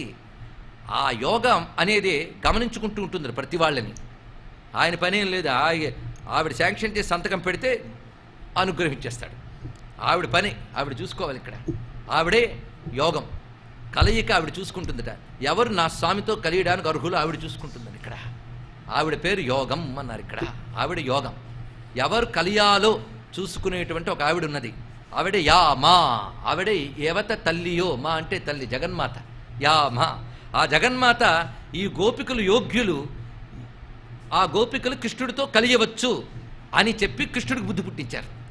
నువ్వు చెప్పావుగా, సరే సిద్ధం అన్నాడు. అంటే పరమాత్మ తన మానాన్ని తాను కూర్చుంటే ఆయన లేపి వెళ్ళి ఇదిగో వేణువూదు, వాళ్ళందరినీ పిలువు, వాళ్ళ మోక్షం ఇవ్వు అని ఆయన ప్రేరేపించింది ఆవిడ. ఆవిడ సహాయంతోనే ఆ పని చేస్తున్నాడు, ఆవిడ లేకపోతే ఆ పని చెయ్యడు. అసలు ఆయన ప్రేరేపించింది ఆవిడ. అందుకే వైష్ణవ సంప్రదాయంలో శృణోతి శ్రావయతి ఇది శ్రీహి అంటారు ఇక్కడ. అంటే మన మొరలు వింటుంది, ఆయనకి వినిపిస్తుంది. ఇదిగో పాపం పిల్లాడు ఏడుస్తున్నాడు, దయ చూపించు అని చెప్తే సరే నువ్వు చెప్పే కనుక చేస్తాను అంటాడు ఇక్కడ. అందుకే ఆవిడ పేరు శ్రీ అన్నారు. శ్రీ అంటే మొర వినిపించే తల్లి. పరమాత్ముడైన హరి పట్టపురాణివి నీవు, ధర మము విచారింప తగు నీకునమ్మ అన్నారు ఇక్కడ. అలాగా పరమాత్మతో యోగము ఏ తల్లి గమనించుకుంటుందో ఆ తల్లి యోగమాయ. ఆవిడిక్కడ రాధాదేవి. ఆ రాధాదేవిని ఆశ్రయం చేసుకుని పరమాత్మ సంకల్పం చేసుకున్నాడు. అది తెలుసుకోవాలి. ఎందుకంటే రాధాదేవి అనుగ్రహం లేనిది కృష్ణ పరమాత్మ దొరకడు. అది అందుకే అనారాధ్య రాధా పదాంభోజ యుగ్మం అనాశ్రిత్య బృందావనం తత్పదాంకం అసంభాష్య తద్భావ గంభీర చిత్తం కథం శ్యామసింధౌ రసస్యావగాహ అంటాడు గోస్వామి. రాధాదేవి పాదపద్మాలను ఆశ్రయించకుండా, బృందావనాన్ని చేరకుండా కృష్ణ పరమాత్మ తత్వాన్ని తెలుసుకోవాలనుకుంటే ఎలా తెలుస్తుందో బాబు అన్నాడు ఇక్కడ. కనుక రాధాదేవి పరమాత్మ యొక్క హ్లాదిని శక్తి, అంటే ఆనంద శక్తి. ఆహ్లాదము ప్రహ్లాదము అంటాం కదా, ఆహ్లాదంగా ఉందండి అంటూ ఉంటాం అప్పుడప్పుడు. హ్లాదము అంటే ఆనందం. పరమాత్మ యొక్క హ్లాదిని శక్తి అంటే ఆనంద శక్తి. పరమాత్మ దగ్గర సంవిత్ శక్తి, హ్లాదిని శక్తి, సంధిని శక్తి అని 3 శక్తులు ఉంటాయని విష్ణు పురాణం చెప్తోంది. సంధిని, హ్లాదిని, సంవిత్. సంధిని అంటే ఎవడి కర్మకి ఏది ఫలం ఇవ్వాలో చూసుకునే సంధిని, అది సంధింపజేస్తుంది ఇక్కడ. నిన్న ఇవాళ వరకు హాయిగా ఉన్నాయి, వాడు దుఃఖం వచ్చింది అంటే వీడి కర్మకి ఇవాళ దుఃఖం రావాలని సంధించాడు. మళ్ళీ రేపు ఆనందం వస్తుంది, అది సంధించడమే. ఇది సంధిని శక్తి. రెండవది సంవిత్ శక్తి, అంటే జ్ఞానం, సంపూర్ణమైన జ్ఞానం పరమాత్మ దగ్గర ఉన్నది. మూడవది హ్లాదిని శక్తి, ఆనంద శక్తి అని అంటున్నారు ఇక్కడ. కానీ పరమాత్మ యొక్క ఆనంద శక్తి పేరు రాధ. హ్లాదిని శక్తి రాధ. రాధ ఒక పాత్ర కాదు. రాధ కొందరు కృష్ణభక్తులు అంటుంటారండి, అది చాలా తప్పండి. పరమాత్మ యొక్క ఆనంద శక్తి రాధ. ఆయనకు ఆనందం లేదు, ఆనందమే ఆయన. కానీ హ్లాదిని శక్తి రాధ. అందుకే పరమాత్మ ఆనందం ఎలాంటివయ్యా అంటే చంద్రుడు వెన్నెల లాంటివయ్యా అన్నాడు. అందుకే కృష్ణుడే చెప్తాడు, నాకు రాధకి అభేదము. ఎలాగంటే చంద్రచంద్రికయోరివ, చంద్రచంద్రికయోరివ. చంద్రుడికి వెన్నెలకి ఎలా అభేదమో నాకు రాధకు అలాంటి అభేదమే. అందుకే శ్రీకృష్ణ అన్నప్పుడు శ్రీ నువ్వు, కృష్ణుని నేను అని చెప్పాడు ఆయన. చాలా గొప్ప విషయం చూడండి ఇక్కడ. అందుకే శ్రీకృష్ణ రాధాదేవిని ఆశ్రయించితే అనుగ్రహిస్తున్నాడు. ఎందుకంటే రాధాదేవికి రాసేశ్వరి అని పేరున్నది. ఇది తెలుసుకోవాలి ఇక్కడ. రాసేశ్వరి, రాసేశ్వరి అంటే రాసమునకు ఈశ్వరి. ఆవిడ రాసమండలం అంతా ఆవిడ కంట్రోల్లో ఉంది. రాసలీలలో ప్రవేశించాలి అంటే ఆవిడ సర్టిఫై చేసి లోపలికి రాగాలి. కనుక ఆవిడ అనుగ్రహం లేకపోతే రాసమండలంలో ప్రవేశం లేదు, రాసలీలలో ప్రవేశం లేదు. కనుక రాసలీలలో ప్రవేశించాలి అంటే ఆవిడ అనుమతించాలి. ఎవడు యోగ్యుడో తెలుసుకుని వాళ్ళకి ఆవిడ అనుమతినిస్తుంది. ఆవిడ అనుమతి ఇస్తేగానే ఆయన రాసలీలలోకి ప్రవేశింపజేయడు గనక ఆవిడ అనుమతినిచ్చి చెయ్యు అని చెప్పింది గనక యోగమాయా ముపాశ్రిత అని మాట చెప్తున్నారు ఇక్కడ. భక్తులకు భగవంతునితో ఐక్యాన్ని కలిగించడానికై ఏ శక్తి పర్యవేక్షణ చేస్తూ ఉన్నదో ఆ ప్రేమశక్తి, ఆ ఆనందశక్తి భగవంతుడిలో ఉన్నప్పుడు దయ అని చెప్పబడుతూ, మనలో ఉన్నప్పుడు భక్తి అని చెప్పబడుతున్న ప్రేమశక్తి తెలుసుకోండి. రాధాదేవి ప్రేమశక్తి. భగవంతుడిని మనం ప్రేమిస్తే భక్తి, ఆయన మనల్ని ప్రేమిస్తే దయ. అంటే మనలో ప్రేమ లేకపోతే ఆయన ప్రేమ రాదు. ఇప్పుడు ప్రేమ అనే మాట ఈ రోజుల్లో వాడబడినంత భయంకరంగా పూర్వకాలం వాళ్ళకి తెలియదు కూడా కదా. ప్రేమ అనగానే నానా చెడతలంపులు వస్తుంటాయి, ప్రిజుడిస్. అలా వాసన అలవాటైపోయింది మనకు ప్రేమ శబ్దానికి. కానీ ప్రేమ అనే శబ్దం వేదంలో ఉన్నది. ప్రేయసి ప్రియే అని ఒక మంత్రం ఉంది వేదంలో. అది వేద పండితుడు చదువుతుంటే ఇదేదో ప్రేమ గీతం అనుకుంటారు, ఎందుకంటే ఇవన్నీ బాగా పట్టేసే కనుక ఈ వికారాలు. కనుక ప్రియా ప్రేమ అనే శబ్దము ఎలాంటి స్థాయిలో వేదం వాడింది అంటే పరమాత్మ ప్రేమయే ప్రపంచమంతా వ్యాపించున్నదయ్యా అన్నారు ఇక్కడ. అయితే ఆ ప్రేమ పరమాత్మ యందు దయ అని చెప్పబడుతుంది, మన యందు భక్తి అని చెప్పబడుతుంది. ఇప్పుడు రాధాదేవి లేనిదే కృష్ణుడు దొరకడు అంటే అర్థం ఏంటి? భక్తి లేనిదే ఆయన దొరకడు అని అర్థం. తెలిసింది కదా. అయితే ఒక్క రాధకి రెండు చెప్పేశారు, భక్తి దయ. కనుక రాధ లేనిదే కృష్ణుడు దొరకడు అంటే నీకు భక్తి ఉండాలి, ఆయనకు దయ ఉండాలి. రెండు ఉంటేనే ఆయన దొరుకుతాడని చెప్పడమే రాధ లేనిదే కృష్ణుడు దొరకడు అనే దానికి అర్థం అండి. ఇది తెలియక మా రీసెర్చ్ స్కాలర్స్ బయలుదేరతారు. వేద పండితులు కూడా అంటూ ఉంటారు, ఈ రాధ అనేటువంటిది ఏవో పురాణాల్లో చెప్పారు కానీ భాగవతంలో చెప్పలేదండి, అందుకే రాధ కల్పిత పాత్ర. ఇలాంటి పండితులు చాలా ప్రమాదకారులు తెలుసుకోండి ఇక్కడ. వ్యాసుడే ఇతర పురాణాల్లో స్పష్టంగా రాధాదేవి గురించి చెప్పాడు. ఇప్పుడు రాధ అంటే ఒక వ్యక్తి కాదయ్యా, రాధ అంటే నీలో ఉంటే భక్తి, ఆయనలో ఉంటే దయ. ఇప్పుడు చెప్పండి, భక్తి దయ లేకపోతే మోక్షం వస్తుందా? మనకు బాగా తెలుసు, మనలో భక్తి ఉండాలి, ఆయనకి దయ ఉండాలి. మనలో భక్తి ఉన్నా సరిపోదు, ఆయనకి దయ ఉండాలి. ఒంటి చేతితో చప్పట్లు రావు, రెండు చేతులు కలిస్తే చప్పట్లు. అందుకే నీలో భక్తి, ఆయనకి దయ రెండు కలిస్తేనే మోక్షం అని చప్పట్లు వస్తాయి తెలుసుకోండి ఇక్కడ. రెండు కలియాలి ఇక్కడ. ఆ రెండు కూడా ఆవిడే. ఎందుకంటే ఇక్కడ భక్తిగా ఉంటుంది, ఆయన దగ్గర దయగా ఉంటుంది. కనుక రాధమ్మ దయ, రాధమ్మ లేనిదే కృష్ణుడు దొరకడంటే ఇది అర్థం. కనుక పరమాత్మ రాధమ్మని ఆశ్రయించి అనుగ్రహిస్తున్నాడు. యోగమాయా ముపాశ్రిత. ఇది రాసేశ్వరి అయిన రాధాదేవిని ఇంత గొప్పగా చెప్పారు. ఇప్పుడు మరొక అర్థం చెప్పుకున్నాం యోగమాయకి. ఇప్పుడు ఎన్ని అర్థాలు చెప్పాం? 3 కదా, చాలా సంతోషం. మరొకటి చెప్తూ ఉన్నాను, 4వది ఇక్కడ. మాయ అనే శబ్దానికి ఇవన్నీ శాస్త్రార్థములండి. మియ్యతే వక్త అనేన ఇతి మాయ శబ్ద అన్నారు ఇక్కడ. మాయ అంటే శబ్దము అని అర్థం. మాయ అంటే దేనితో మనం మాట్లాడతామో, దేనితో ఒక సవ్వడి చేస్తామో దాని పేరు మాయ అన్నారు. అంటే ఒకరిని మనం పిలిచేటప్పుడు శబ్దం వాడతాం, ఆ శబ్దం పేరు మాయ. అందుకే యోగ మాయ అంటే కలపడం కోసం ఒక శబ్దాన్ని పట్టుకుని పరమాత్మ పిలుస్తున్నాడు అన్నారు. కలపడం కోసం అంటే గోపికల్ని తనతో ఐక్యం చేయడం కోసం, అది యోగ. యోగ అంటే ఐక్యం, కలయిక. గోపికల్ని తనతో ఐక్యం చేయడం కోసం ఒక శబ్దాన్ని ఆయన ఆశ్రయించాడు. ఆ శబ్దాన్ని ఆశ్రయించి వాళ్ళని పిలుస్తున్నాడు. ఆ శబ్దం ఏంటంటే వేణువు. ఇది చెప్తున్నాడు ఇక్కడ. యోగమాయా ముపాశ్రిత అంటే వేణువుని చేతబట్టుకుని ఆ రాత్రి వీళ్ళని అనుగ్రహించాలని సంకల్పించాడు అని అర్థం. ఇక్కడ వేణువుని పట్టుకున్నాడు అని అర్థం. కానీ యోగమాయ అంటే అర్థం ఏంటి? వేణువు. వేణువు ఇంకా అర్థం కావాలంటే రాసలీలకు మునిపే ఒక అధ్యాయంలో వేణుగీతం అని కూడా వస్తుందండి. చాలా విశేషమైన అంశం ఇక్కడ వేణుగీతం. అది కూడా మళ్ళీ చెప్పుకోవాలంటే దానికి ఉపన్యాసం మళ్ళీ వారం రోజులు కావాల్సి వస్తుంది. వేణుగీతం చాలా విశేషం. కేవలం కృష్ణుని వేణువు గురించి గోపికలు వర్ణిస్తారు అక్కడ. సామాన్యం కాదు ఇక్కడ. గోపికలే వర్ణించగలరు వేణువు గురించి. మనకేముందండి, చేతిలో బెదురుముఖ పట్టుకున్నాడు అంతే. గోపికలకు తెలుసా వేణువు అంటే ఏమిటో. అందుకే వేణువు యోగ మాయ అంటే అర్హులైన గోపికలకి తనతో యోగమనివ్వడానికై ఏ శబ్దం అవసరమో ఆ శబ్దాన్ని ఆధారం చేసుకున్నాడు పరమాత్మ. దాన్ని ఆధారం చేసుకుని వీళ్ళని అనుగ్రహించదలుచుకున్నాడు. అందుకు యోగ మాయ అంటే వేణువు. ఆ వేణువుని ఉపాశ్రిత, దాన్ని తాను ఆధారము చేసుకుని వీక్షరంతు మనశ్చక్రే లీల చెయ్యాలని సంకల్పించుకున్నాడు. ఇప్పుడు యోగమాయ అనే మాటకి ఎన్నర్థాలు వచ్చే చాలు, ఇవి గుర్తుంటే. ఆ విధంగా నిర్ణయించుకుని స్వామివారు ఒక్కసారి దానికి తగ్గ సమయం ఇదే అని ఆకాశాన్ని చూశాడు. ఆకాశంలో నిండు చంద్రుడు కనబడుతున్నాడు. శరత్పూర్ణిమ కదా, శరత్పూర్ణిమ సమయంలో మల్లెలు పూసేయటండి ఇక్కడ. లేదండి శరత్కాలంలో ఒక రకమైన తెల్లని పువ్వులు పూస్తే వాటిని మల్లెలు అంటారన్నాడు ఒక ఆయన. కానీ వేసవి కాలంలో మల్లెలు పూస్తే కానీ శరత్కాలంలో మల్లెలు ఏంటండి అన్నాడు ఒక ఆయన. మరి సుకుడేమంటాడో తెలుసుకోవాలి కదా ఇక్కడ. శరత్కాలంలో మల్లెలు పూసాయంటే అర్థం ఏంటంటే, ఇది రామాయణంలో వాల్మీకి చాలా గొప్పగా చెప్తాడు. రాముడు వనవాసానికి వెళ్ళినప్పుడు ఆ వనవాసంలో ఏ అడవిలో ఉన్నాడో అడవిలో ఆ కాలంలో పుయ్యని పువ్వులు కూడా పూసేయటండి. ఎందుకంటే భగవంతుడి యొక్క మహిమది. ఆయన మోడిని కూడా చిగురింపజేస్తాడు, ఫలింపజేస్తాడు. అది పరమాత్మ యొక్క కృప. అలాగే బృందావనం అంతా కృష్ణ కృపా తరంగితం. ఆయన సంకల్పించుకున్నాడు ఎప్పుడో ఆ రాత్రుల యందు శరత్కాలంలో అక్కడున్న మల్లె తీగలు కూడా పూసాయి. ఎందుకంటే మిగిలిన పువ్వులన్నీ పూస్తుంటే మల్లెలు అలాగా చూస్తూ నువ్వేం పూయలేదే అని ఏడుస్తాయి కృష్ణుడు ఉన్నప్పుడు. కృష్ణుడు దగ్గరుంటే అకాలమైనా సరే అవుతుంది. అంటే అసాధ్యాన్ని కూడా సాధ్యం చేయగలిగే శక్తి స్వామివారిది అని కృప లాంటిది. అది ఎలా అవుతుందంటే దాని పేరే మాయ. ఇందాక చెప్పనుకున్నా అసాధ్యాన్ని కూడా సాధ్యం చేయగలడు. అది శరత్కాలంలో కూడా మల్లెలు పూసేయటం ఎంత విశేషం. అలాంటి నిండు శరత్కాలము, చక్కటి చంద్రబింబము, పూర్ణ చంద్రబింబము స్వామి యొక్క అనుగ్రహం కనబడుతున్నది ఇక్కడ.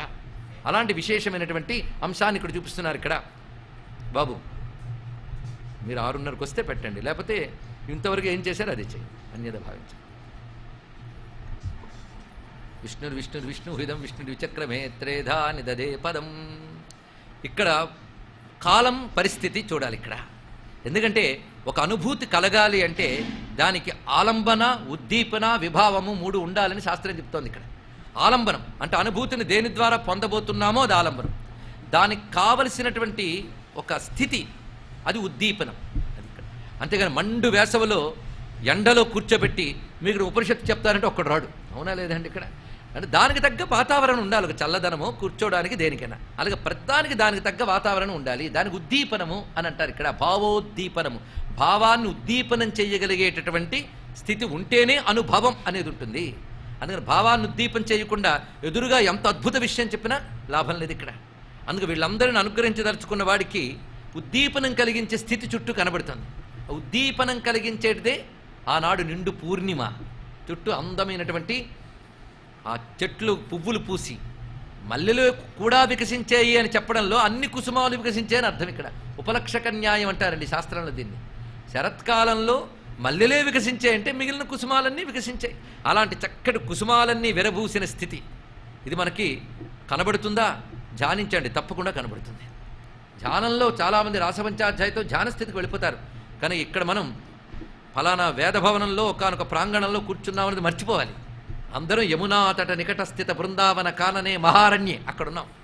అందమైన యమునా తరంగాలు, నిర్మలమైన జలాలు ఇప్పుడు భావంలోనే కనబడతాయి. నిర్మల గంగా జలాలు, నిర్మల యమునా జలాలు. ఏం చేస్తాం, బయటకు వెళ్తే అవి కూడా కనపడవు. అవి భావించండి. దేనికైనా దరిద్రం ఉంది కానీ భావానికి దరిద్రమే ఉంది. చక్కగా భావించుకోండి.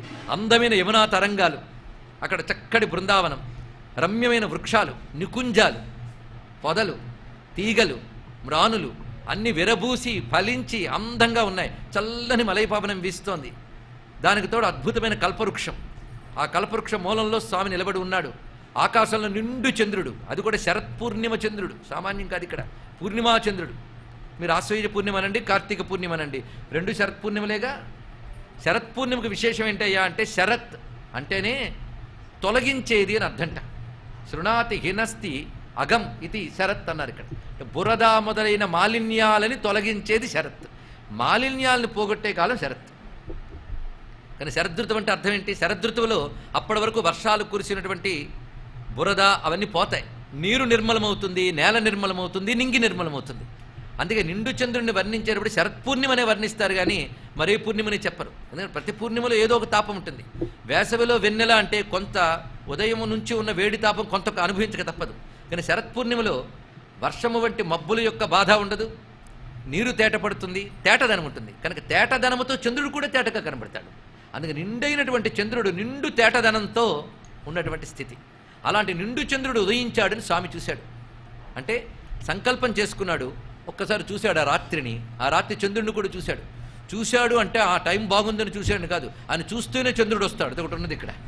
చంద్రుడు వచ్చాక ఆయన చూశాడు అనడానికి లేదండి, ఆయన చూస్తే చంద్రుడు వస్తాడు. రాడు కేళిలోల విలస దృగ్జాల సంభూత నానా కంజాత భవాండ కుంభకు అస ఐక్షత బహుశ్యాం ప్రజాయేయ. ఆ ఐక్షత అనే దానికి ఎంత బరువుందో వీక్షరంతు మనశ్చక్ర అనే దానికి అంత బరువు ఉందండి. ఇక్కడ అర్థమైన వాడికి అర్థమవుతుంది. ఇక్కడ ఆ సంకల్ప శక్తి అది ఎక్కడ. అందుకే ఒక్కసారి చంద్రుడు కనబడ్డాడు. ఎంత అందంగా ఉన్నాడండి ఆ చంద్రుడు. ఇక్కడ ఒక్కసారి భావించండి, చక్కటి చంద్రుడు.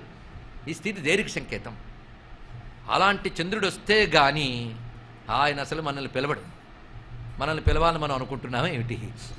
గోపికలు అనుకుంటున్నారు కనుక వాళ్ళ కోసం వాళ్ళనైనా ఇలాంటి చంద్రుడు వస్తే కానీ పిలవట్ట. అంటే అర్థం తెలుసుకోవాలి. శాంభవి శారదారాధ్య, నువ్వు శరత్కాలంగా మారిపో, తప్పకుండా ఆయన అనుగ్రహిస్తాడు. శరత్కాలంగా మారడం అంటే అర్థం ఏంటి? ఏం చెప్పుకున్నాం? బురద లేని స్థితిగా మారిపో అన్నాడు. రజోగుణ తమోగుణ మాలిన్యాలు లేకుండా శుద్ధ సత్వభూమిక రావాలి నీ మనస్సుకి. శుద్ధ సత్వభూమిక. శుద్ధ సత్వభూమిక ఉంటే భగవద్ అనుభవానికి ప్రిపేర్ అయ్యావని అర్థం. అంతే కదా. మనం కాళ్ళు చేతులు కడుగుని కంచం ముందు కూర్చుంటే తినడానికి రెడీ అయ్యాడని అర్థం ఇక్కడ. అలా భగవద్ అనుభూతికి రజోగుణ తమో గుణాలను మాన్యాలు కడిగేసుకుని శుద్ధ సత్వస్థితిని మనస్సుకు రావాలి. అప్పుడు చంద్రమా మనసోజాత, అప్పుడు నీ మనస్సు నిండైనటువంటి స్థితిలో ఆ పూర్ణానుభవం పొందడానికి సంసిద్ధత అవ్వాలి. కనుకనే శరత్పూర్ణిమ అంటే తేటదనంతో కూడిన నిర్మలమైనటువంటి శుద్ధ సాత్విక ప్రవృత్తి ఏర్పడితే అప్పుడు భగవద్ అనుభవం వస్తుంది. సత్వాత్ సంజాయతే జ్ఞానం. అది ఇక్కడ చెప్తున్నాడు. ఇక్కడ ఆ శుద్ధ సత్వ భూమికయే శరత్పూర్ణిమ. ప్రతిదానికి సంకేతం తీసుకోవాలి. గోపికలు యోగినులు, ఆ యోగం బట్టి అనుగ్రహించేవాడు పరమాత్మ. కనుక మోక్షం మన అహంకారాలకు దొరకదు, ఆయన అనుగ్రహానికే దొరుకుతుంది. ఏమంటే నేను ఉపనిషత్తు ఆ నుంచి ఈ వరకు మొత్తం చదివానండి, మోక్షం వచ్చేసింది ఎవరు? ఆయన అనుకోవాలిగా, నువ్వు అనుకుంటే రాదు. అందుకే ఆయన అనుకున్నాడు, దానికి తగ్గ స్థితి ఇప్పుడు కనబడుతుంది. ఆ రాత్రులు అయితే రాత్రి అనకుండా రాత్రులు అని ఎందుకన్నాడు అంటే, కాదండి చాలా రాత్రులు ఆయన అనుగ్రహించాడంటే, కానీ ప్రారంభం ఒక రాత్రే కదా. ఆ ఒక రాత్రి రాత్రీహి అని ఎందుకు చెప్పాడు? బహురాత్రులు అంటే ఇక్కడ గొప్ప రహస్యాన్ని చెప్తున్నారు. రాత్రులకు ఒక అధిదేవతలు ఉంటారు. అధిదేవతలు కృష్ణుని కోరుకున్నారట. స్వామి ఒక రాత్రి నువ్వు వాళ్ళని అనుగ్రహించావంటే ఆ రాత్రికి సంబంధించిన దేవత మాత్రమే ఆ లీలను చూసి ఆనందిస్తుంది. మరి మిగిలిన రాత్రి దేవతలందరూ ఏమవ్వాలి అని ప్రార్థించారు కృష్ణుని. అప్పుడు స్వామి ఏం చేశారంటే, మిమ్మల్ని అందరినీ కలిపి ఒక్క రాత్రిలో పెడతానన్నాడండి. ఆయనకేం పోయింది, మొత్తం అన్ని రాత్రులను కలిపి పెట్టేట. అందుకే వేసవి రాత్రి, వర్షాకాలపు రాత్రి అన్ని రాత్రులు తెచ్చిపెట్టేశాడు ఆయన. అందుకే శరదుత్ఫుల్ల మల్లిక భావించమని చెప్పాడు ఇక్కడ. అంతేకాదు ఆ రాసలీల చేసిన రాత్రి పేరు బ్రహ్మరాత్రి. తెలుసుకోండి, బ్రహ్మరాత్రి అంటే సర్వరాత్రములు ఏకం చేశాడు. అంటే రాసలీల ఎక్కడ జరుగుతోంది? ఈ లోకానికి ఈ కాలానికి అతీతమైన ఒక భూమికలో జరుగుతోంది. చాలా జాగ్రత్తగా వినవలసింది ఇక్కడ. ఇది అర్థం కావాలంటే it's fully philosophical concept, not physical concept. తెలుసుకోండి, ఇది తాత్వికమైన కాన్సెప్ట్. ఇది దేశానికి కాలానికి అతీతం, అంటే beyond the space and time. అది చెప్తున్నాడు ఇక్కడ. రాత్రికి సర్వరాత్రుల్ని కల్పించాడు. అప్పుడు ఏమవుతుంది ఇక్కడ అర్థం? దాని పేరు బ్రహ్మరాత్రి. కాలములే నిలచిపోవు బ్రహ్మరాత్రి వేళ కాలాతీతుని కృష్ణుని దివ్యరాసలీల. అటువంటి దివ్య భూమిక, ఆ భూమికని ఏర్పరిచాడు పరమాత్మ. ఎప్పుడైతే దేశకాలాలకు అతీతమైన స్థితికి వెళ్ళిపోతామో అప్పుడు ధర్మానికి అధర్మానికి కూడా అతీతమైన స్థితి. అది తెలుసుకోండి ఇక్కడ. అందుకే జరగబోయే రాసలీల ధార్మికమైనదా అధార్మికమైనదా అనేది చర్చించడానికి వీల్లేదు. ఆ ధర్మము అధర్మం అనేది భూమి మీద నీ కాళ్ళు ఉన్నంత వరకే. తెలుసుకోండి ఇక్కడ. ధర్మాధర్మముల చర్చ లోకంతో అనుబంధం ఉన్నంత వరకే ధర్మాధర్మాలు. లోకానుబంధం తెగిన వాడికి ధర్మాధర్మములకు అతీతమైన స్థితి. లోకానుబంధం అందరికీ తెగదు కనుక లోకంలో అనుబంధం ఉన్నంత వరకు కూడా ధర్మంతో ఉండాలి. లోకానుబంధం తెగిపోయాక అధర్మంతో ఉండాలి. అవునా? అర్థం అలా కాదు ఇక్కడ. లోకానికి అతీతమైన ధర్మము లేదు అధర్మము లేదు. మనకు ధర్మము లేదంటే చాలా బాగుంటుంది, ఎందుకంటే ఎలాగూ లేదు కనుక. ఆల్రెడీ మనకు మరొకటి ఉంది అక్కడ అధర్మం. ఒక ఆయన అన్నాడు, ఈ మధ్య ఈ కాలంలో అందరూ సన్యాసులేనండి అన్నాడు. నేను ఆశ్చర్యపోయాను. అంటే ఆయన ఉద్దేశంలో అందరూ సన్యాసులని. అందరూ సన్యాసులు అంటే అర్థం ఏంటంటే సన్యాసికి అలుగు కర్మ లేదు. సన్యాసి సంధ్యావందనము, వేదాధ్యయనము ఇవన్నీ కూడా కొంతకాలం చేసి వైరాగ్యం వచ్చిన తర్వాత వాటన్నింటినీ సన్యసించి వైరాగ్యం స్వీకరిస్తాడు. అసలు జంజం వేసుకున్న దగ్గర నుంచే సంధ్యావందనం లేదు కనుక వీడు సన్యాసి అన్నాడు. వాడు ఎలా అవుతాడండి ఇక్కడ? వీడిని కర్మభ్రష్టుడు అంటారు, వారిని కర్మ సన్యాసి అంటారు. రెండుగా అర్థం చేసుకోవాలి. కనుక ఈ రోజుల్లో కర్మలు అవన్నీ లేవు కనుక మేము వేదాంతం చదువుతామండి అంటే వాడు కర్మభ్రష్టులు అంటారు. కర్మ సన్యసించేవాడు వేడు, కర్మభ్రష్టుడు వేరు. రెండుగా అర్థం తెలియక ఈ రోజుల్లో అంత అతలాకుతలమైపోతుంది. అది వచ్చింది బాధ. కనుక మనందరం సన్యాసులమే, ఎందుకంటే కర్మలు ఎప్పుడూ మానేశాం కదా. అలాగండి ఇక్కడ ధర్మానికి అతీతం అంటే మనం ఎప్పుడూ అతీతంగా ఉన్నాం ధర్మానికి. అదే అర్థం ఇక్కడ. ధర్మాధర్మాలకు అతీతం, ఎందుకంటే దేశకాలాలకు అతీతం కనుక. భూమికి అలాంటిది. అలాంటి భూమికి తయారు చేశారు కనుక రాత్రి అని మాట చెప్పాడు ఇక్కడ. శరదోత్ఫుల్ల మల్లికాహ వీక్షరంతు మనశ్చక్రే యోగమాయాముపాశ్రిత. అక్కడ నిండైన చంద్రుడు కనబడ్డాడు. ఆ చంద్రుడిని చూస్తే కృష్ణుడికి అప్పుడు అనుగ్రహించాలని బుద్ధి మరింత పెరిగింది. అది ఆయనకి ఉద్దీపనమే. ఎందుకంటే అనుగ్రహం పొందడానికి వీళ్ళకెంత ఉద్దీపనం అవసరమో అనుగ్రహించడానికి ఆయనకు ఉద్దీపనం కావాలి కదా. ఆయనకు ఉద్దీపనం ఎవరు? చంద్రుడా? బాగా అర్థమైపోతుంది. సరే, చంద్రుడే ఉద్దీపనం అనుకుందాం. ముందు చంద్రుడు వచ్చాడు. ఆ చంద్రుడు ఎలా వచ్చాడో వర్ణిస్తున్నారు ఇక్కడ. తదోడు రాజ కకుభైకరైర్ముఖం ప్రాచ్యావిలింపన్ అరుణేన శంతమై సచర్షణీనాముదగాచ్చుసో మృజన్ ప్రియప్రియాయా ఇవ దీర్ఘదర్శన. ఇదంతా ఉపనిషత్ సూత్రాలండి, వాక్యాలండి. అందుకే జాగ్రత్త పాఠం చెప్పుకున్నట్టు చెప్పాలి. నిన్న నన్ను పరిచయం చేస్తూ ఒక ఆయన చెప్పారు, పాఠం చెప్తారు వినండి అని. బాగుంది, ఇది ప్రవచనం కాదు, పాఠంట. బాగుంది, పాఠం చెప్పినట్టే చెప్పుకోవాలి, లేకపోతే ఆ పదం ఎందుకు పుట్టిందో మరి చెప్పాలి కదా. తదా ఉడురాజ, చాలా విశేషమైన మాట. ఈ ఉడురాజ అనే దానికి కరపత్రి స్వామి వారు ఎన్ని అర్థాలు చెప్పారు. ఉడురాజ, ఉడు అంటే నక్షత్రం, ఉడురాజు అంటే నక్షత్రపులకు రాజు అంటే ఎవరు? చంద్రుడు. ఆయన తూర్పు దిక్కును ఉదయించాడు. నిండు పూర్ణిమ నాడు తూర్పు దిక్కున కనబడుతున్నాడు. పైగా పూర్ణచంద్రుడు మొదట ఉదయించినప్పుడు కాస్త ఎరుపుగా ఉంటాడు. ఇదంతా బాగా అబ్జర్వ్ చేసిన వాళ్ళకి తెలుస్తుందండి ప్రకృతిని. కాస్త ఎరుపుగా ఉంటాడు. ఆ ఎర్రని కిరణాలతో ఆ తూర్పు దిక్కంతా ఆ వెలుగు వ్యాపించిపోయి ఉన్నది. చంద్రస్వామి ఉదయించాడు. ఇక్కడ అందమైన మాట ఎలా చెప్పారంటే, తన లేత ఎరుపు కిరణాలతో తూర్పు దిక్కుని ఆయన లాలిస్తూ ఉదయిస్తున్నాడు. అంతేకాదు, అదే సమయంలో చర్షణీనాముదగాచ్చుచో మృజన్. చర్షణీనాం అనే మాటకి రెండు అర్థాలు. ఓషధులను ఆయన పుష్టి చేస్తూ ఉదయిస్తున్నాడు. పుష్ణామి చౌషధి సర్వ సోమో భూత్వ రసాత్మక. భగవద్గీత స్వామి చెప్పారు కదా. కానీ చంద్రుడు వచ్చినప్పుడు రెండు జరుగుతున్నాయి. తూర్పు దిక్కంతా లేత కాంతులు వ్యాపించిపోతున్నాయి, చంద్రకాంతులు. అదేవిధంగా లోకంలో ఓషధులన్నీ పుష్టి పొందుతున్నాయి. ఈ రెండూ చూపించారు. చర్షణి అనేటువంటి మాటకి ఓషధులు అని ఒక అర్థం ఉన్నది, జీవులు అని మరొక అర్థం ఉన్నది. ఎందుకంటే చర్ష శబ్దానికి గతి భక్షణయో అని ధాత్వర్థ ప్రకారంగా గతి లక్షణము కలవారు అంటే ఎప్పుడు కదిలిపోయే వాళ్ళని చర్షణులు అంటారు, ఎప్పుడు తినేవాళ్ళని చర్షణలు అంటారు. అంటే ఇప్పుడు మనం చర్షణలు అవునా కదా? ఎందుకంటే కదలకుండా కూర్చున్నాం కనుక చర్షణలు ఇంకాం, ఏమి తినడం లేదు కనుక చర్షణలు ఇంకాం కాదు. మన బతుకు ఎప్పుడు కదిలిపోవడం తినడం రెండేట. కదిలిపోవడం అంటే క్షణక్షణం నడిచిపోయే కర్మగతి, అంతే కదా. కర్మగతులు బట్టి తిరుగుతుంటాం. కదలకుండా కూర్చున్నామని తోసేస్తాయి కర్మలు, అవునా లేదా? కానీ నిరంతరం గమనశీలమైంది మన జీవితం. నిరంతరం తినడమే మన జీవితం. తినడం అంటే కర్మఫలాలను అనుభవించడం. ఇది తెలుసుకోండి. ఇక్కడ నిరంతరం కర్మఫలాలను అనుభవమేగా బతుకంతా జీవుడి లక్షణం అది. కనుక నిరంతరం కర్మగతిని అనుసరిస్తూ కర్మఫలాలను అనుభవించే జీవులని తరింపజేయడానికై వాళ్ళ దుఃఖమును పోగొడుతూ వచ్చాడు.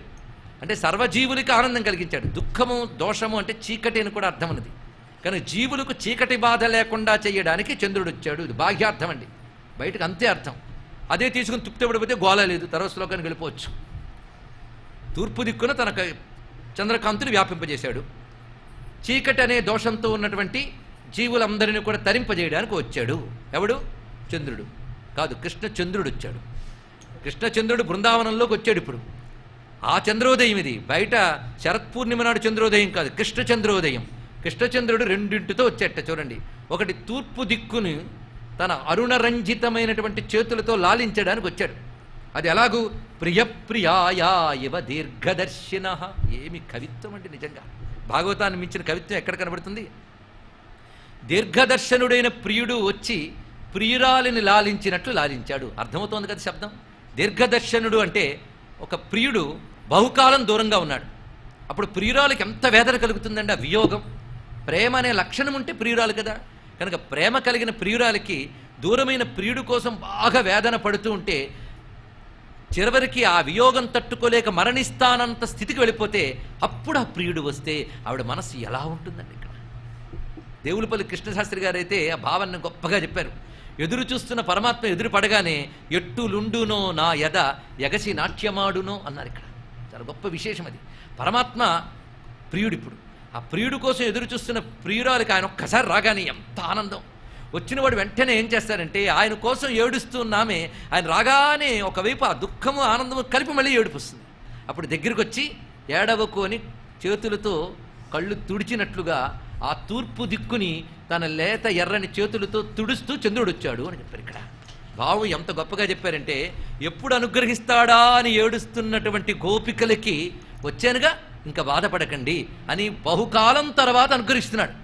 బహుకాలం ఏంటండి, ఆ మధ్య వస్త్రాపహరణ జరిగినప్పుడు అనుగ్రహించాడు, ఇప్పుడు వచ్చాడు.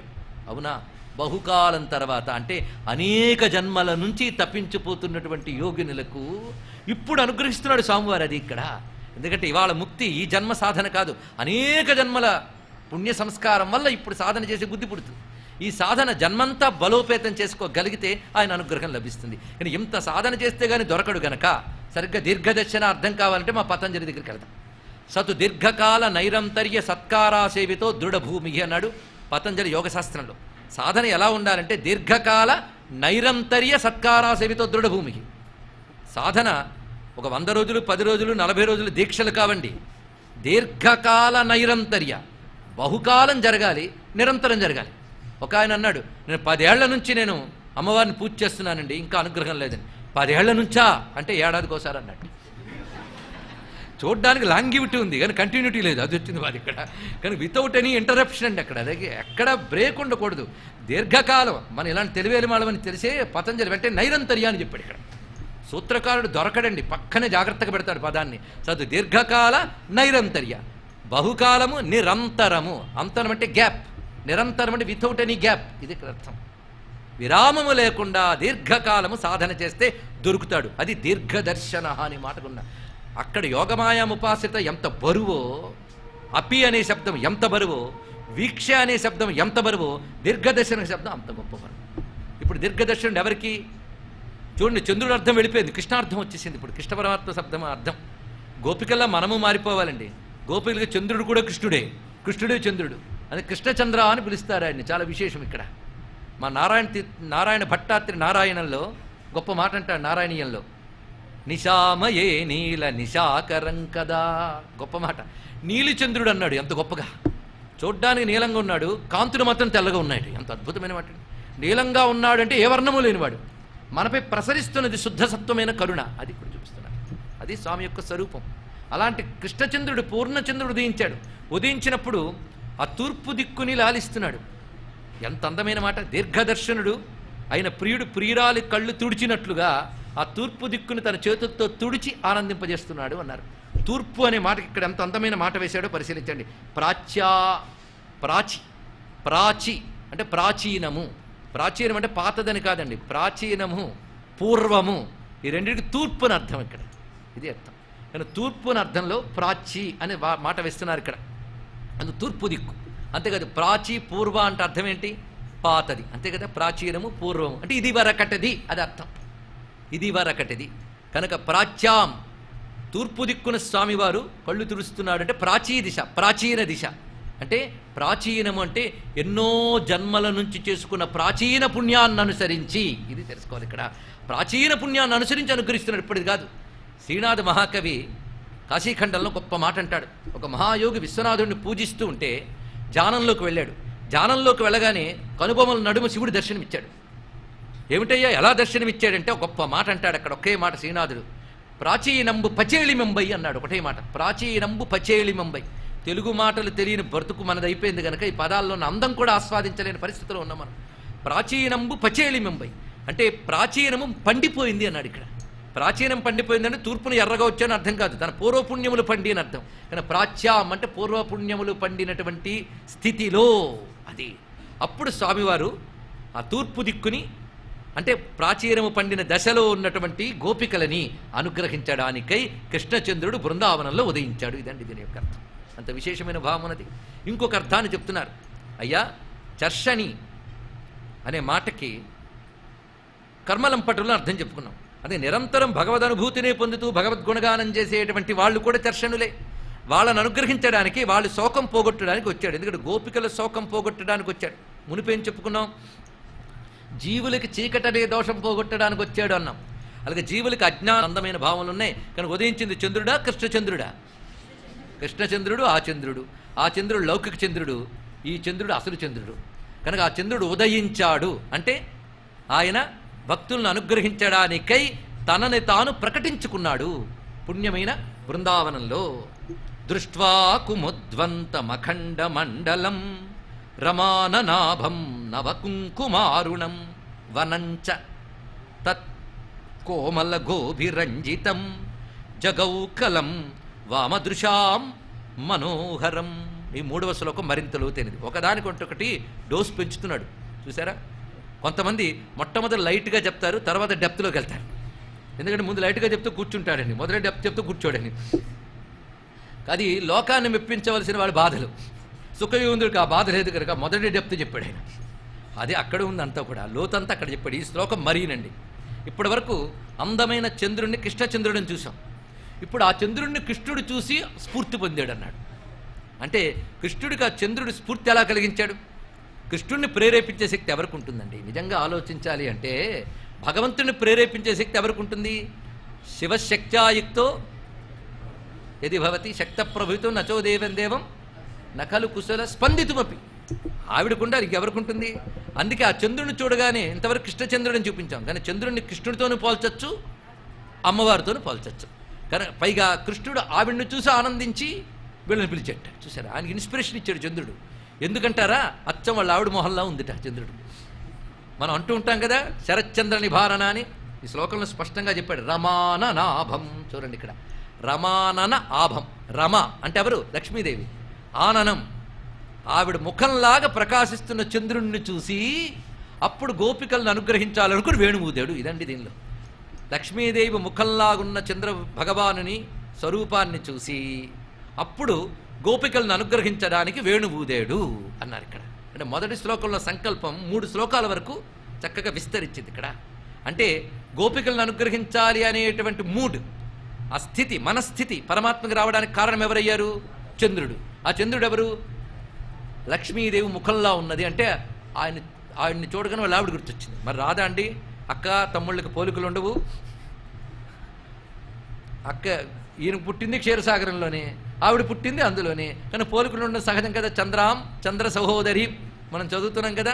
కనుక అక్క తమ్ముళ్ళకి పోలికలు ఉండడం సహజం అనుకోండి, పర్వాలేదు. కానీ రమ అంటే లక్ష్మి అని మాత్రం అర్థం కాదు. రమ అంటే ఆనందశక్తి. కృష్ణుని ఆనందశక్తి ఎవరు? రాధ. అంతే కదా, ఇందాకే చెప్పుకున్నాం. రమణము వీక్ష రంతు మనశ్చక్రే. రమణము ఆనందించే స్వభావము, ఆనంద లక్షణము. ఆనంద లక్షణమే జగన్మాత. ఆవిడ లక్ష్మి అయినా రాధ అన్న ఒకటే, విష్ణువైనా కృష్ణుడైనా ఒకటే. అది తెలుసుకుంటే చాలు. ఇక్కడ లక్ష్మి ఎవరు? రాధేగా. కృష్ణుడు ఎవరు? విష్ణువేగా. అందుకు రమాననాభం, రాధాదేవి ముఖంలా ఉందిట. అయితే చంద్రుడికి రాధకి పోలిక ఏంటంటే కుముద్వంతం. కుముద్వంతం అనే మాట చాలా విశేషమైనటువంటి మాట వేశారు ఇక్కడ. కుముద్వంతం అనే మాటకి కలువలను వికసింపజేసేటువంటి స్వభావం కలవాడు. కుముదములు అంటే అవి, అందుకే వాటిని వికసింపజేస్తుంది కానీ కౌముది. అందుకే కుముదం, ఇది చాలా గొప్ప అర్థం అండి. కుముదం. కు అంటే భూమి, ముదం అంటే ఆనందం. భూమికి ఆనందింపజేయడం అనే స్వభావం కలవాడు. అది కుముద్వంతం అంటే చంద్రుడు వస్తే అందరికి ఆనందమేగా, భూమికి అంతరికి ఆనందం. కొన్ని సూర్యుడు తీవ్రమైతే తట్టుకోలేం, కానీ చంద్రుడు పూర్ణంగా వస్తే హాయిగానే ఉంటుంది. కనుక చంద్రుడు ఎప్పుడూ ఆహ్లాదకారకుడే. 10 రోజులు వర్షం పడితే 11వ రోజు సూర్యుడు ఆహ్లాదకారకుడు. కానీ ఆయనే 11 రోజులు అంటే అయ్యో అనిపిస్తుంది కొంచెం. కానీ చంద్రుడిని ఎవడు అలాంటి కంప్లైంట్ లేదు కదా. కనుక కుముద్వంతం, ప్రపంచానికి ఆనందం కలిగించడమే స్వభావము కలది. ఎవరు? ఆ జగన్మాత. జగతికి ఆనందం కలిగించడానికై అమ్మవారు అనుగ్రహిస్తున్నారు కనుక కుముద్వంతమైనటువంటి ఆ చంద్రమండలము అమ్మవారి ముఖంలో ఉన్నది. అంత గొప్ప మాట చెప్పాడు ఇక్కడ. ఒక్క ఆవిడేంటి, ఆయనకు కూడా లక్షణం ఉంది. కుముద్వంతం అఖండ మండలం. అఖండ మండలాకారం వ్యాప్తయ్యేన చరాచరం. పదాలు చూడండి ఇక్కడ. జ్ఞానం పరిపూర్ణం, దాని ఖండము లేదు. కనుక నిండైన చంద్రబింబము, వంక లేదు అందులో. అని చెప్పడం బయటికి అర్థం. అఖండ మండలం, ఎందుకంటే రాధాదేవి అనుగ్రహం చేతనే వీళ్ళందరూ వెళ్ళగలుగుతున్నారు గోపికలు అంటే, గురువు అనుగ్రహం చేతనే భగవంతుడి దగ్గరికి వెళ్ళినట్లు అవ్వలేదు. గురువు ఎవడు? అఖండ మండలాకారం వ్యాప్తయ్యాను చరాచరం. చూడండి, ఆవిడ పరిపూర్ణురాలు, అది చెప్పడం ఇక్కడ. కనుక మొదట అర్థమంతా చంద్రుడు, రెండవ అర్థమంతా రాధ. పై శ్లోకంలో మొదటి అర్థమంతా చంద్రుడు, రెండవ అర్థమంతా కృష్ణుడు. ఒకే చంద్రుని పట్టుకుని మనం కృష్ణార్థం చెప్పుకున్నాం, కృష్ణుడు రాధార్థం చెప్పాడు. ఇది తెలుసుకోండి ఇక్కడ. ఎందుకంటే అలాంటి రమాననాభం, రాధాదేవి ముఖంలో ఉన్నటువంటి నవకుంకుమారుణం, పైగా లేత ఎరుపు ఉన్నది కదా, లేత ఎరుపుతో ఉన్నటువంటి చంద్రబింబం ఎలా ఉన్నదంటే, తెల్లని అమ్మాయి కుంకుమ పెట్టుకున్నట్టు ఉన్నదయ్యా అన్నాడు. ఇక్కడ ఎంత అందమాట చెప్పాడు. అందుకు లక్ష్మీదేవి కుంకుమ పెట్టుకొచ్చినట్టు కనబడింది. అదే నవకుంకుమారుణం అనడంలో అంత గొప్ప విషయం. వనంచ, ఎంత అందమైన మాటలండి ఇక్కడ. అవి తెలిస్తే ఎవరో ఒక పూలదండ పట్టుకుని గుండె మీద కొట్టినట్టు అనిపిస్తుంది, అంత అనుభూతి కలుగుతుందండి ఇక్కడ. వనంచ, ఎంత అందమైన మాట చెప్పాడు ఇక్కడ. అంటే వనంచ అంటే చంద్రుడు ఎంత ఉత్సాహం కలిగించాడో వనం కూడా అంత ఉత్సాహం కలిగించింది పరమాత్మకి. నిజానికి మంచి మూడ్లో ఉన్నప్పుడే భగవంతుడు అనుగ్రహిస్తాడు కదా. ఆయనకు ఆ మూడు ఎవరిస్తున్నారు? చంద్రుడు ఇస్తున్నాడు, వనం ఇస్తాం. అంటే అడవిచ్చిందండి కాదు, చంద్రుడు రాధమ్మ, వనం బృందావనం, అది తెలుసుకోవాలి ఇక్కడ. కనుక వాళ్ళని అనుగ్రహించాలి అనేటువంటి ఒక స్వామికి భావోద్దీపనం అటు చంద్రుడిచ్చాడు, అంటే రాధమ్మ ఇచ్చింది, బృందావనం ఇచ్చింది. అందుకే బృందావనం ప్రేరేపించింది. అయ్యో ఎన్ని జన్మల నుంచి వాళ్ళు సాధనలు చేశారయ్యా నీకోసం, ఇక్కడ నేను ఆ మోక్షం ఇవ్వడానికే నీకోసం తయారైన భూమిని, కాబట్టి నువ్వు ఇక్కడే వాళ్ళకి మోక్షం ఇవ్వు అని వనం చెప్పింది స్వామివారితో. అందుకు బృందావనం, వనం అంటే ఇక్కడ బృందావనం, వనంచ. ఆ బృందావనానికి అలాంటి లక్షణం ఎందువల్ల వచ్చిందంటే తత్కోమల గోభిరంజితం. ఎంత అందమైన మాట్లాడండి ఇక్కడ. ఆ చంద్రుని యొక్క లేతమైన, గోవులంటే కిరణాలని చెప్పాం కదా, తత్కోమల గోభిరంజితం, గోభి అంజితం, గోభిరంజితం. ఆ చక్కని చంద్రుని యొక్క కాంతి కిరణాల వల్ల ఆ భూమి అందంగా ప్రకాశిస్తుంది అన్నాడు. అంటే రాధాదేవి యొక్క స్పర్శ చేత బృందావనం అందంగా ప్రకాశిస్తుంది. చంద్రుడు రాధాదేవి అంటాక వనం బృందావనం అయ్యాక చంద్రకాంతి వల్ల భూమికి అందం ఎలా వచ్చిందో రాధమ్మ స్పర్శ చేత బృందావనానికి అందం వచ్చింది. ఎందుకంటే రాధమ్మ బృందావనంలో మాత్రమే ఉంటుంది, ఎక్కడ దొరకదు. మరి సర్వవ్యాపిని అండి, అంటే సర్వవ్యాపినైనా దర్శనమిచ్చేది మాత్రం బృందావన వాసులకి. అందుకే బ్రహ్మదేవుడు తన లెక్క ప్రకారం 6 లక్షల సంవత్సరాలు తపస్సు చేశాడు అమ్మవారి కోసం. అప్పుడు ఆమె దర్శనమిచ్చి కేవలం కాలి కొనగోరు చూపించిందట. ఏడ్చాడు, ఇంత నేను చేస్తే కాలి కొనగోరు చూపించిందే అని ఏడిస్తే కృష్ణుడు వచ్చి ఓదార్చాడు. ఓదార్చాడు కానీ దయ ఇవ్వలేదండి. దయ ఇవ్వాలంటే ఆవిడ అనుగ్రహం ఉండాలి. ఆవిడ కొనగోరు చూపించిందే, ఇంకెలాగా అంటే నువ్వు ఇక్కడ కూర్చొని అంత తపస్సు చేసినా దొరకదు, నేను భూమి మీద అవతరిస్తాను అప్పటికి రా, ఎందుకంటే అప్పుడు బృందావనం విడిచిపెట్టదు, అక్కడికి వస్తే నీకు నేను రాధమ్మ దర్శనం ఇప్పిస్తానని చెప్పాడు ఆయన. చూడండి, అంటే బ్రహ్మదేవుడైనా బృందావనం వస్తే కానీ రాదు దొరకదండి, ఇంకా మనకు చెప్పడానికి ఏమన్నది ఇక్కడ. అలాంటిది ఆ దివ్యమైన బృందావనం. అందుకే తత్కోమల గోభిరంజితం అంటే రాధాతత్వముతో ప్రకాశించే బృందావనం. ప్రకాశం అంటే చేతులు కాళ్ళు అని కాదు కదా, వెలుగు. మొత్తం బృందావనం అంతా తత్కోమల గోభిరంజితం, ఆ రాధా ముఖచంద్ర కాంతులతో నిండిపోయినది బృందావనం. కనుక బృందావనం వెళితే ఎలాంటి వాడికైనా రాధాస్మరణ వస్తుందండి. ఎప్పుడైనా వెళ్ళొచ్చిన వాళ్ళు ఉండి వచ్చి ఇక్కడ, కానీ వెళ్ళొచ్చాక రాధాస్మరణ లేదన్న విషయం మీకు తెలుసు. అక్కడికి వెళ్ళాక అంటుతుంది. అని కృష్ణుడు కావాలనుకున్న వాళ్ళు అన్నీ విడిచి బృందావనానికి వెళతారు. అక్కడ తగులుతుంది హృదయానికి ఆ తత్వం. ఎందుకంటే రాధమ్మ అక్కడ రాధాతత్వం వ్యాపించింది. అందుకే తత్కోమల గోభిరంజితం అనే మాటకి ఇంత విశేషమైన ఉన్నది. పైగా అమ్మ కోమల ప్రకృతి, దయామయండి. రాధాదేవి అత్యంత సుకుమారి, కాఠిన్యం లేదు ఆ తల్లి దగ్గర. దయ అనేది సుకుమార గుణం, కాఠిన్యం లేదు కదా. అందుకు ఆ కోమలం అనే మాట రాధమ్మ యొక్క కృపను చెప్తుంది. అలాంటి కృపాస్వరూపిణైనటువంటి ఆ తల్లి యొక్క తత్వముతో భాషిస్తున్న బృందావనం. ఈ రెండిటిని చూసి జగౌకలం వామదృశాం మనోహరం. వామదృశాం, వామదృశాం అంటే స్త్రీలు అని అర్థం. ఎందుకంటే అందమైన కన్నులు, అందమైన చూపులు కలవాళ్ళు అని స్త్రీలని వామాక్షులు అని అంటారు ఇక్కడ. అందుకు వామాక్షులైన స్త్రీలకు అంటే గోపికలకు మనోహరాం, మనస్సుని హరించేటటువంటి, కావలసింది అదేనండి, మనోహరమే కావాలి. మనోలయం అయ్యే వరకు మోక్షం లేదుగా, మనస్సు హరించేలాగా ధ్వని చేశాడు. ఇది తెలుసుకోవాలి. మనం మనోహరం అనేది లోకంలో ఒక అర్థంలో వాడతాం, ఆ లోకార్థమా ఇక్కడ తీసుకునేది. కానీ గోపికలకి మనోహరమైనటువంటి స్వామి ఒక నాదాన్ని చేశాడు. ఏ నాదం అది? వేణునాదం. ఆ వేణునాదం ఎలా ఉంటుంది? కలం, కలం. కలం అంటే అవ్యక్త మధుర ధ్వని, ఇది అర్థం. కలం అనే శబ్దానికి కలకంఠి అని కూడా వింటుంటాం కదా. కళ అనే శబ్దానికి మనం అనుకునే డ్రీమ్ కాదండి. కళ అంటే అవ్యక్త మధురం, అంటే మధురంగా ఉంది. ఎలా ఉంది చెప్పలేం, దాని పేరు కలం అని అర్థం. కలం జగవు అంటే అలాంటి అవ్యక్త మధురమైన గానాన్ని చేశాడు. ఆ గానం లక్షణం ఏమిటి? వామదృశాం మనోహరం, అంటే గోపికల్ని మనోహరంగా ఆకర్షించే గానం చేశాడు. ఇంత చేస్తే శరద్రాత్రి వేళ మంచి చంద్రుడు చక్కని బృందావనం చూసి కృష్ణ పరమాత్మ వేణు ఊదేడు, ఇదండి అర్థం. అంతే. అక్కడ చంద్రుడు రాధమ్మ అయిపోయారు. ఆ రాధమ్మ కాంతులతో విలసిల్లుతున్న బృందావనం అయింది. ఈ రెండిటితో స్వామి అనుగ్రహించాలని బుద్ధి పుట్టింది. స్వామికి అనుగ్రహ బుద్ధి కలిగింది. అనుగ్రహించాలి, అదే అండి సమయం అంటే. అది సమయం. యమే వేష వృణితే తేన లభ్య, అది అనుగ్రహించాలనే సమయం. అది ఆ సమయం. ఇక్కడ ఒక అద్భుతమైన మాట చూపిస్తున్నాడు. ఈ ఒక్క శ్లోకంలో మంత్రశక్తి ఉంది. అందుకే 3వ శ్లోకం అత్యంత ప్రధానం. ఇదంతా కూడా కృష్ణ భక్తితో రాసలీల ఆస్వాదించాలని పట్టుదలతో కూర్చున్న వారికి అందుతుందండి, సందేహం లేదు.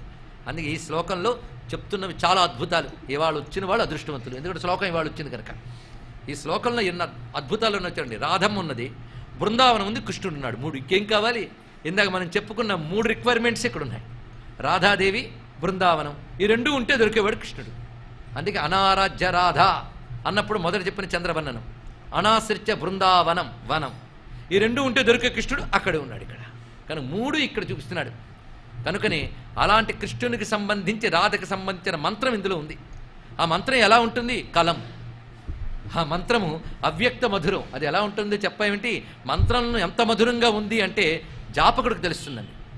ఈ మధ్య కాలంలో ఒక పెద్ద పూర్ణదీక్షాపరుణ్ణని ఒక అహంకారి దగ్గర ఒక ఆవిడ అనుకోకుండా మీరేం జపం చేస్తారని ఆయన అడిగితే రామ చేస్తానంటే రామాయణమ అంతే కదా అన్నాడు. అంటే వాడికి అంత అహంకారం వచ్చేసిందో చూడండి. ఎందుకంటే నేను పెద్ద పెద్ద బీజాక్షరాలు 15 అక్షరాలు 18 అక్షరాలు చేస్తే ఈవిడ రామ అనుకుంటుందని. అంటే అలాంటి పాపాత్ముడిని ఆ అమ్మ కూడా అనుగ్రహించదు. అహంకారాలు ఇవన్నీ ఉపాసనా అహంకారాలు. ఉపాసన గొప్పదే, అహంకారం ఎంత ప్రమాదకారి చెప్పడం కోసం నేను చెప్పానే తప్ప ఉపాసకులను తక్కువ చేయడం కాదు. మోక్షం ఎవరికి వస్తుంది? అయ్యా, జీవితమంతా సాధన చేసినటువంటి తాడేపల్లి రాఘవనారాయణ శాస్త్రి గారు సిద్ధపురుషుడు, అమ్మవారు కనబడేది. ఆవిడ ఒకసారి చెప్పిందిట, 5 రోజుల్లో మీ ఆవిడకి మోక్షం ఇస్తున్నాను. కనబడి చెప్పింది, 5 రోజుల్లో మోక్షం ఇస్తున్నాను. 5 రోజుల్లో ఆవిడ వెళ్ళిపోయింది. అమ్మ చెప్పిన మాట కదా. అమ్మ మరి నా గతి ఏంటంటే నీకో జన్మ ఉందండి. ఇంతగా ఆవిడ చేసే సాధన ఏంటంటే రామకోటి రాసుకోవడం, భర్తకన్నే సమర్చడం. చెప్పండి ఇప్పుడు ఏమిటంటారు ఇక్కడ? ఎవరు చెప్పగలరు ఏమిటి? అందుకే దయచేసి అహంకారాలు కూడదని చెప్పడం, చేసేదేదో భక్తితో చేయాలి. అందుకు కలం అనగా అవ్యక్త మధురం, అంటే మంత్రం యొక్క శక్తి మాధుర్యం ఉపాసకుడికి తెలుస్తుంది, కానీ ఇతరులకి ఏం తెలుస్తుంది? అది అవ్యక్తం. అంటే అవ్యక్తమైన మంత్రం ఏదో ఈ శ్లోకంలో ఉంది. మంత్రం ఏది కావాలి? ఎందుకంటే రాసలీల సిద్ధలీల గనక ఆ సిద్ధలీల మనకు అనుభవానికి కావాలి అంటే సాధనగా ఒకటి ఉంటుంది. తన మంత్రాన్ని దీన్ని నిక్షేపం చేశాడు. అందుకే ఈ శ్లోకాలు పారాయణ అద్భుతమైన ఫలితం ఇస్తుంది. ఆ కారణం చేతనే సంస్కృత శ్లోకములే చెప్పుకుందాం నేను చెప్పడానికి కారణం, దీనిలో మంత్రశక్తి ఉంది కనుక. కలం జగౌ వామదృశాం మనోహరం. ఇప్పుడు మంత్రశాస్త్ర సహాయం తీసుకుందాం. వామదృశ అంటే స్త్రీ, స్త్రీ అంటే స్త్రీ శక్తి. స్త్రీ శక్తికి సంబంధించిన బీజం ఏమిటో వెతకాలి అంటే ఈం. వామదృశాం అంటే ఈం. ఈ మాట మనం 1,00,000 మార్లు చెప్పుకున్నాం ఇప్పటికీ. ఈం అనగా శక్తిని తెలియజేస్తుంది, స్త్రీని తెలియజేస్తుంది. వామదృశాం ఈం. ఆ ఈంకి కలం, కలం కలుపు అన్నాడు. కాల ఈం కలిస్తే క్లీం బీజం దీనిలో పెట్టబడిందయ్యా అన్నాడు. ఇది చెప్పాం కనుక రేపటి నుంచి క్లీం అని జపం చేయకండి, ఉందని చెప్పడమే అంతే ఇక్కడ. కానీ డాక్టర్ మందు గురించి చెప్తాడు కానీ ప్రిస్క్రిప్షన్లు ఎందుకు పుచ్చుకోకూడదు. అలాగే ఇవాళ చెప్పాం కానీ ఉపదేశం ఉండాలి, లేకపోయినా శ్లోకం చదువుకోండి ఉపదేశం ఉన్నట్టే. కలం వామదృశాం అనే మాటలో కాల ఈం క్లీం, ఇది కృష్ణోపాసకులకు బాగా తెలుస్తుంది. కృష్ణ మంత్రం ఒకే బీజాక్షరం క్లీం, దానితో కూడినదే. క్లీం అనేది కృష్ణ బీజం. కాల ఈం అనే మాటలో కా బ్రహ్మవాది గనక పరబ్రహ్మ అయిన కృష్ణుడు కా శబ్దంతో చెప్పబడితే లం పృథ్వీ, ఈం శక్తి, ఇది తెలుసుకోవాలి. కాల ఈం అంటే కృష్ణుడు ఈ భూమి యందు అనుగ్రహించడానికి తనదైన శక్తితో చూపిస్తున్నాడు కనుక కాల ఈం. అంటే కాలో కృష్ణుడు, లాలో బృందావనం, ఈలో రాధా ఉన్నది, కలిసి 3 ఈ శ్లోకంలో ఉన్నాయండి. అది దీని యొక్క అద్భుతమైన ఆంతర్యం. చూసారా మంత్రశక్తి? ఇంతవరకు జాగ్రత్తగా విన్నవాళ్ళకి రాధాదేవి కనబడింది, బృందావనం కనబడింది, కృష్ణుడు కనబడ్డాడు. 3 కాల ఈం అనే క్లీంలో కనబడుతున్నాయి. క్లీం బీజ స్వరూపాన్ని ఈ శ్లోకంలో అంత చక్కగా చెప్పారు.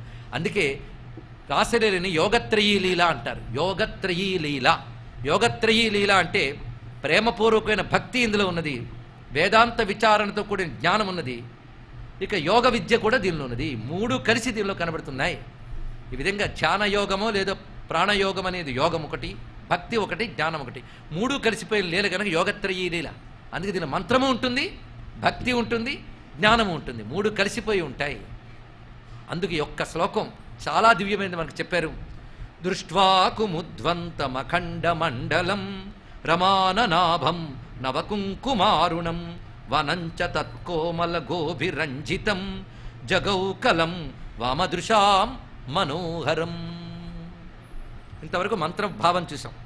భక్తులు మంత్రాలు తంత్రాల గురించి ఆలోచిస్తారు, వాళ్ళకి కావాల్సింది ప్రేమే. అదే అంటే అది కూడా ఉంది దీంట్లో. ఎలా ఉందో చూద్దాం. వామదృశాం మనోహరం అంటే అందరి కోసం వేణునాదం వినిపించలేదు ఆయన. చూడండి ఏమండి, బహిరంగంగా కచేరీ పెట్టి కొందరు మాత్రమే వినండి అని ఎవరైనా అంటారండి? ఇక్కడ ఆ రాత్రి వేళ ఆయన బృందావనం అనే ఓపెన్ ప్లేస్లో నిలబడి వేణుబూదితే గోపికలకు మాత్రమే వినబడింది, వాళ్ళు మాత్రమే లేచి వచ్చారు. అంటే వాళ్ళ కోసమే ఉదారు కనుక వాళ్ళకే వినబడింది. ఏమయ్యా, వేణునాదం ప్రపంచమంతా వ్యాపిస్తుందే, లేదా కనీసం బృందావనం అంతా వ్యాపిస్తుందే, లేదా వాళ్ళు ఏ ఇంట్లో ఉన్నారో ఆ ఇంటికి వెళ్ళిందంటే ఇంట్లో వాళ్ళు ఒక్కడే ఉన్నారు, గోపికలు మిగిలిన వాళ్ళు ఉన్నారు కదా, మరి గోపికే లేచి ఎందుకు వెళ్ళింది, మిగిలిన వాళ్ళు ఎందుకు వెళ్ళలేదు? మరి అదే వేణువు అంతా వ్యాపించింది కదా. అంటే భగవంతుడు మాత్రం అంతటా వ్యాపించలేడు, కొద్ది యోగులు మాత్రమే ఎలా పొందగలుగుతున్నారయ్యా? అది వాడి యొక్క జీవుడి యొక్క సంస్కారం, వాడి తపస్సు. అందుకే భగవంతుడి పిలుపు అందరికీ వినబడుతున్నా కొందరినే కదిలిస్తుంది. అది ఆ జీవుడి సంస్కారం. వాడిని ఎప్పుడు మేల్కొల్పాలో అది. ఎలా పిలిచాడయ్యా వేణువుతో? ఆ గోపికలకు తెలుసు. తమనే పిలుస్తున్నాడని ప్రతి గోపిక అనుకుంటుంది. అయ్యో, వేణునాదంలో పిలుపులుంటాయా? అక్షరాలున్నాయా, నామాలున్నాయా అంటే మా మహారసయోగి అయిన జయదేవ్ ఉన్నాడు కానీ చెప్తాడు. నామ సమేతం కృత సంకేతం వాదయతే మృదువేణు. ఎంత చక్కగా చెప్పాడు. యా రమిత వనమాలిన సఖీ యా రమిత వనమాలిన. ఆ గీత గోవిందం ఎంత యోగం అండి, అదో రహస్య విద్య. నామ సమేతం కృత సంకేతం నాదయతే మృదువేణు. ఆ వేణు బూదినప్పుడు ప్రతి గోపిక నన్ను పిలుస్తున్నాడని లేచింది. ప్రతి గోపిక నన్ను పిలుస్తున్నాడని. పరమాత్మ అందరి వాడైనా భక్తుడికి మాత్రం నా వాడే. ఇది తెలుసుకోండి. ఇక్కడ వాడికి మాత్రమే తట్టి లేపుతుంది ఆ జీవుణ్ణి. కానీ గోపికలు తమ పేరు పెట్టి పిలిచినట్టుగా లేచారు. ఇక్కడ ధీర సమీరే యమునా తీరే వసతి వనే వనమాలి నామసమేతం కృత సంకేతం వాదయతే మృదువేణు. ఎంత అందమైనటువంటి మాట చెప్పాడు. అదండి రహస్యం. పేరు పెట్టి పిలిచినట్టు పిలిచాడు. అంటే ఎవరిని అనుగ్రహించదలచుకున్నాడో వారికి మాత్రమే వెళ్ళింది నాదం, తగిలింది వాళ్ళని. మిగిలిన వాళ్ళు విన్నారు, వీళ్ళు మాత్రమే హృదయంతో అందుకున్నారు. అందుకే వాళ్ళ కోసమై, వాళ్ళ మనోహరత్వం కోసమై వామదృశాం మనోహరం కలం జగౌ, వారి కోసమే వేణునాదం చేశాడు. ఆయన ఎవరి కోసమని డైరెక్షన్ చూపిస్తాడో, అందిస్తాడో వాళ్లే అందుకుంటారు. అది ఇక్కడ వామదృశాం అంటే స్త్రీలు. ఎవరా స్త్రీలు? ఇక్కడ గోపికలు. అయితే వాళ్ళు వామదృశాన్ని ఎందుకన్నారండి? అందమైన కళ్ళు ఉన్నాయి గనక. కళ్ళు అంటే చూపు, అందమైన చూపు ఉంది గనక ఇది అర్థం. వామదృశాం అంటే అందమైన చూపు. అందమైన చూపు అంటే ఇది గొప్ప మాట. అందరికి ఇంత కళ్ళు ఉంటే అందమైన చూపు అంటే నాకు సైట్ చాలా బాగుందండి, అది వామదృశ అంటే కాదు ఇక్కడ అర్థం. అందమైన చూపు అంటే సత్యాన్ని మాత్రమే చూసే చూపు. దృష్టి అంటే మనస్సు. వామ అంటే అందమైన. ఎవడదయ్యా అందమైన చూపు అంటే కమలాక్షు నర్చించు కరములు కరములు చెప్పాడు కదా. శ్రీనాథు వర్ణించు జివ్వ జివ్వ సురరక్షకుని చూచు చూట్కులు చూట్కులు. ఎవడి చూపు, ఎవడి దృష్టి, ఎవడి భావం భగవంతుని మీద మాత్రమే ఉంటుందో వాడు ఒక్కడే అందమైన కళ్ళున్నవాడు. మిగిలిన వాళ్ళందరూ గుడ్డి కళ్ళు మెల్ల కన్నులే అన్నాడు. ఇక్కడ ఈ మాట నేను అనడం కాదు, నాకంటే గట్టిగా అన్నాడు ప్రహ్లాదుడు. కమలేసు చూడని కన్నులు కన్నులే తను కుడ్యజాల రంధ్రములుగాక. తిట్టలేదు ఆయన మహానుభావుడు. అదేవిధంగా వామదృశాం అంటే కేవలం సుందరమైన దాన్ని చూసేది సుందర నేత్రం కానీ సోగతీరిన కళ్ళు కాదండి. అందమైన దాన్ని చూడు, అప్పుడు నీ కళ్ళు అందమైనవి. కళ్ళు ఉండడం కాదు అందం, కళ్ళు దేన్ని చూస్తున్నాయో అది అందమైనది ఉండాలి. కళ్ళు అందాన్ని చూడాలి. ఎవరా అందం? అందుకని బ్యూటీ అంటే చాలా ఇష్టం కనుక చుట్టూ అందమైన ప్రపంచాన్ని చూస్తున్నాను కదా. అసలు బ్యూటీ ఏది? సుందరం, సత్యం, శివం, సుందరం. ఆ సుందర స్వరూపము అది కృష్ణుడు. నిరంతరం తమ చూపు ఆ కృష్ణుడి మీదనే ఉంది గనక కృష్ణునిపై దృష్టి నిలిపినటువంటి ఏకాగ్ర భక్తులై, ఏకాంతిక భక్తులైనటువంటి, అనన్య భక్తులైనటువంటి, నా అన్య ఇతరము లేదు, అదే అనన్య భక్తి, అదే వామదృశం. అలాంటి అనన్య భక్తులైనటువంటి, సంస్కారము కలిగినటువంటి, రాసలీలకి అనుగ్రహానికి పాత్రులైనటువంటి గోపికలకు అవ్యక్త మధురమైన వేణుగానంతో పరమాత్మ ప్రబోధం కలిగించడానికై రమ్యమైన శారద రాత్రి వేళ అందమైన బృందావనంలో నిండు చంద్రుని వెన్నెల పరచుకున్నప్పుడు యమునా తీరంలో కల్పవృక్షపు నీడలో వేణుగానాన్ని చేశాడు. ఇంత 2 రోజులు చెప్పింది ఒక్క వాక్యం అంతే. అలాంటి కృష్ణ వేణుగానం వెళ్ళినటువంటి గోపికలు తర్వాత స్థితి ఏమిటనేదో రేపు రోజున తెలుసుకుందాం. సర్వం శ్రీకృష్ణ చరణ అరవిందార్పణమస్తు. మళ్ళీ రేపు బృందావనంలో కలుసుకుందాం 6 గంటల 30 నిమిషాలకి. స్వస్తి ప్రజాభ్య పరిపా